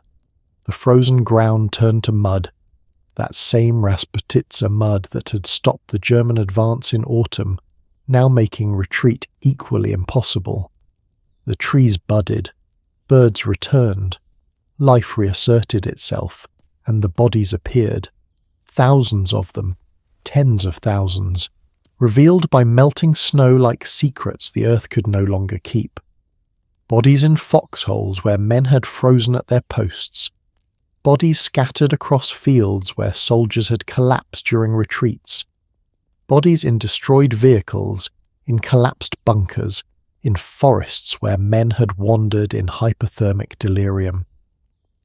The spring thaw of 1942 turned the Eastern Front into an enormous graveyard being excavated by the sun. A graves registration officer, Hauptmann Peter Neumann with the 5th Panzer Division. His job was organizing burial details, finding the dead, identifying them when possible, giving them some semblance of proper burial. In April 1942 he wrote, "We cannot keep up. Every day the snow recedes and reveals more bodies, German, Soviet, sometimes impossible to tell which. They all look the same after months in snow, frozen in positions that tell stories. A man reaching for something, 2 men holding each other, a soldier with his hand extended, frozen mid-gesture as if waving goodbye. We try to identify them, dog tags when they have them, papers in pockets, anything. We log them, bury them, mark graves. But there are too many. In some areas, we find dozens per day, hundreds per week. We do what we can and accept it will never be enough. The smell as bodies thaw is indescribable. Months of preservation followed by rapid decomposition. The men on burial detail have to wrap cloth around their faces. Even then, many vomit. This is not the glorious war we imagined. This is simply cleaning up after winter's massacre. Cleaning up after winter's massacre, that's what spring became. A reckoning, an accounting of costs that hadn't been fully understood while snow covered everything. The official Wehrmacht casualty statistics for winter 1941-42 are disputed. Different sources give different numbers, but conservative estimates suggest around 750,000 total casualties, killed, wounded, missing, severe frostbite, between November 1941 and April 1942, 750,000 men. Of those, roughly 200,000 died, some in combat, many from cold. The exact breakdown is unclear because died of cold and died of wounds exacerbated by cold, and died of disease caused by cold exposure all blend together in the records. But here's the number that really matters. The number of men who survived that winter but were never the same, physically damaged, psychologically scarred, changed in fundamental ways that couldn't be measured in statistics. A soldier named Helmut Pabst, he'd been a law student before the war, ended up as an infantryman on the Eastern Front. He survived that winter intact. All his fingers and toes, no major injuries. By statistical measures, he was lucky. He wrote a memoir in the 1970s, 3 decades after the war. One passage stands out. People ask me about the war, about combat, about what it was like, and I tell them about battles, about fear, about loss. But I don't tell them about the cold. I can't. There are no words.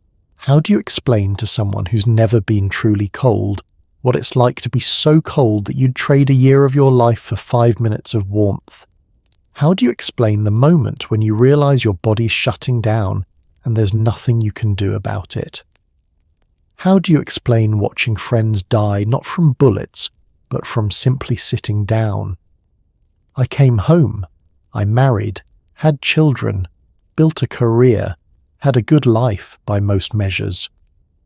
But I never forgot that winter. Every winter since, when temperature drops, I feel it. Not just physically, emotionally, psychologically. I'm back there, in that frozen hole, wondering if I'll survive another night. My wife says I don't sleep well in winter. She's right. Because part of me is still there, still keeping watch, still afraid that if I sleep too deeply I won't wake up. That sleep will become the other kind of sleep, the permanent kind. The permanent kind. That's what we've been talking about this whole time, isn't it? The boundary between sleeper's rest and sleeper's death. That thin line these men walked every night for months. Hitler's no retreat order, the directive that forced German units to hold their positions no matter what, even when tactically it made more sense to withdraw. That order is historically controversial. Many German generals after the war blamed it for unnecessarily casualties. We could have saved more men if we'd been allowed to retreat, they argued. But there's a counter-argument. If Army Group Center had attempted a general retreat in December 1941, in the middle of winter, while being pursued by Soviet forces, it might have turned into a rout, a collapse. Think Napoleon's retreat from Moscow in 1812. The Grande Armée basically disintegrated during the winter withdrawal. Only a fraction of the men who started the retreat survived it. Hitler's order to hold positions, however brutal, may have prevented that. Gave men fixed positions to defend, maintained unit cohesion, prevented panic. The cost was enormous, men dying in positions they couldn't abandon. But the alternative might have been total annihilation. We'll never know. It's one of those historical what-ifs that can't be resolved. What we know is, Army Group Center survived that winter, bloodied, weakened, damaged, but intact. Come spring, it was still a fighting force, broken but not destroyed. The Soviet casualties, by the way, were even higher. Stalin's winter counter-offensive, launched with such hope in December, cost hundreds of thousands of Soviet lives. The Red Army threw troops into attacks with insufficient preparation, insufficient support, trying to achieve a knockout blow that never came. Soviet soldiers froze too, died of frostbite too, suffered all the same horrors, plus the additional horror of being sent into meat grinder attacks by commanders who viewed soldiers as expendable resources. War has no winners, only survivors and non-survivors. And sometimes the line between these categories is fuzzy. By May 1942, the Eastern Front had stabilized. Both sides exhausted, both sides rebuilding, both sides preparing for summer campaigning. The winter was over. The frozen sleep had ended, at least for those who woke up, but the memory remained. in physical scars, in missing fingers and toes, in nightmares that never fully faded, in the way veterans would shudder when winter came, even decades later. There's a German military cemetery near Vyazma in Russia. Thousands of graves, most from that first winter. Many marked simply unknown German soldier, because identification wasn't possible. The cemetery is well maintained now. A German War Graves Commission tends it. Quiet, peaceful, snow-covered in winter. I visited once, years ago, researching this story. Winter day, ironically. Not terribly cold by Russian standards, maybe -10 Celsius, but cold enough that I had to cut my visit short. My fingers hurt. My face stung. After 30 minutes, I was ready to leave, eager to get back to my heated car, and I thought, these men spent months in this, not 30 minutes, months, and it was colder, much colder, and they had nowhere warm to go, and I felt almost ashamed of my comfortable life, ashamed that I couldn't even spend an hour in mild cold without wanting to escape, ashamed that I'd never know what they endured. The graves didn't judge me, of course. They just sat there, silent, under snow, names carved in stone, dates, most dying between November 1941 and March 1942, most aged 19 to 25, an entire generation sleeping in foreign soil, a generation that went to Russia expecting quick victory and found long defeat. There's a memorial in Berlin, the Neue Wache, the central memorial of the Federal Republic of Germany to the victims of war and dictatorship. Inside there's a sculpture, Käthe Kollwitz's Mother with her dead son, a Pieta, a mother holding her dead child, enlarged to larger-than-life size, and there's an opening in the roof deliberately designed so that rain and snow fall directly on the sculpture. In winter, snow accumulates on the mother's shoulders, on her dead son's body. The sculpture freezes, then thaws, then freezes again, an eternal cycle. I think about that sculpture sometimes, about mothers who receive telegrams. We regret to inform you, about sons who never came home, about the cycle of freezing and thawing, death and memory, forgetting and remembering. We're about 84 years past that winter now. The survivors, those few who remain, are in their hundreds. Soon there will be no one left who remembers firsthand, no one who can tell you what it really felt like, no one who carries those memories in their body as well as their mind. But the stories remain, the letters, the diaries, the medical reports, the photographs, the graves, the documentation of that frozen winter when hundreds of thousands of men learned that sometimes the enemy isn't the one shooting at you. Sometimes the enemy is the cold, the darkness, the exhaustion, the voice that says just sleep, just rest, just stop fighting. And what they learned, what their experience teaches us, is complex. Not simple lessons about good and evil, not easy morals about heroism, something more nuanced, about human endurance, about the limits of that endurance, about how suffering doesn't ennoble, it just damages, about how survival isn't always deserved or earned. Sometimes it's just luck. Wrong place, wrong time, you die. Right place, right time, you live. No cosmic justice, no divine plan, just chance and cold. But also this: humans are remarkably resilient. Put us in conditions that should kill us, and many of us find ways to survive. Not all, not even most sometimes, but some. And those survivors carry forward not just trauma, but knowledge, strength, the understanding that they endured the unendurable, that if they survived that, they can survive anything. The frozen sleep, Kälteschlaf. That's what this whole story has been about. That moment between life and death. That choice, conscious or not, between fighting to stay awake and surrendering to rest. That line that thousands crossed in both directions every night for months. Some crossed into sleep and never returned. Their sleep became eternal. They're still there, in a sense, in those graves, in the soil, sleeping through the decades, through the remainder of the war, through the Cold War, through reunification, through everything that came after. While the world moved on, they remained frozen in 1941, 1942, forever young, forever cold, forever sleeping. Others crossed into sleep and woke up, survived the night, saw the dawn, made it through.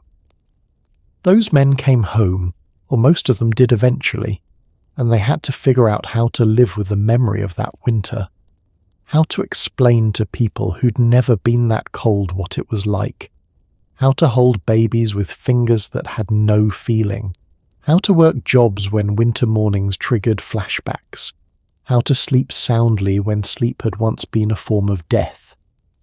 In the snow, all uniforms look the same. German, Soviet, covered in snow, frozen in death, they were identical. Young men who'd been someone's son, someone's brother, someone's friend, reduced to frozen forms in white landscape. The cold didn't care about ideology, didn't care about nationality. It just took and took and took. There's something almost peaceful about that thought. Not comforting.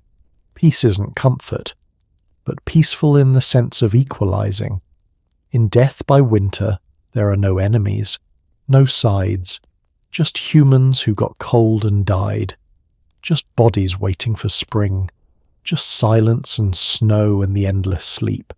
We've come a long way together tonight, from the optimism of June 1941 to the frozen graves of spring 1942, from summer uniforms to frostbite amputations, from letters home filled with confidence to letters that never got sent because the writers died before mailing them, from fire as hope to fire as risk, from sleep as rest to sleep as threat. It's been a dark journey. I won't pretend otherwise. This isn't a story with a happy ending. It's not a story where good triumphs or justice prevails. It's just a story about humans in winter, about suffering that didn't need to happen but did, about lives lost to cold that could have been saved with better planning, better equipment, better decisions by people who never had to face that cold themselves. But it's also a story about resilience, about singing carols in foxholes, about sharing chocolate dust and calling it a feast, about doctors who worked 20-hour days trying to save what could be saved, about soldiers who survived by taking care of each other, by refusing to let their buddies sit down, by staying awake when every cell in their body screamed for sleep. It's a story about the worst of human planning and the best of human endurance, about systems that failed and individuals who didn't, about a winter that should have been prepared for and wasn't, and the price paid in frozen fingers and amputated toes and graves in foreign soil. Thank you for listening, for staying with me through this long, cold night of history, for letting me share these stories of men who suffered, endured, died, survived. Men whose names mostly aren't remembered, but whose experience tells us something important about what humans can endure and what they shouldn't have to. If you found this story meaningful, if it moved you or taught you something or made you think, I'd be honored if you'd like and share this video. Leave a comment. Tell me where you're watching from, what time it is, what you're feeling. I read them all. Your thoughts become part of the story too. And if you want more stories like this, history that's human, that focuses on individual experiences rather than just battles and dates, then subscribe, hit that notification bell. Because there are so many more stories to tell, so many more forgotten moments, So many more voices from the past that deserve to be heard. Maybe next time we'll go somewhere warmer. Maybe we'll tell stories about summer instead of winter, about hope instead of despair, about survival that doesn't require quite so much suffering. Or maybe we'll find another frozen moment in history, another time when humans faced impossible conditions, and some survived and some didn't, and all of them left behind lessons worth learning. Either way, I hope you'll join me. I hope you'll keep listening. Because these stories, these voices from the past, they matter. Not because they're pleasant, not because they make us feel good, but because they're true, because they happened, because these were real people, and forgetting them would be a second death. Sleep well tonight, in your warm bed, under your blankets, safe and comfortable and utterly, completely, thankfully warm. And maybe, just maybe, spare a thought for the men who slept in frozen holes in Russia 84 years ago, who closed their eyes not knowing if they'd open them again, who survived winter or didn't, but either way left behind stories worth remembering. The frozen sleep ended for them, one way or another, but the memory lives on. And as long as we remember, as long as we tell these stories, they're not entirely lost. They're still here in a way, still speaking to us, still reminding us of what humans can endure, what they shouldn't have to, and how thin the line is between sleep and death when winter bites deep enough. Thank you for listening. Until next time, stay warm, stay safe, and keep those stories alive. Good night.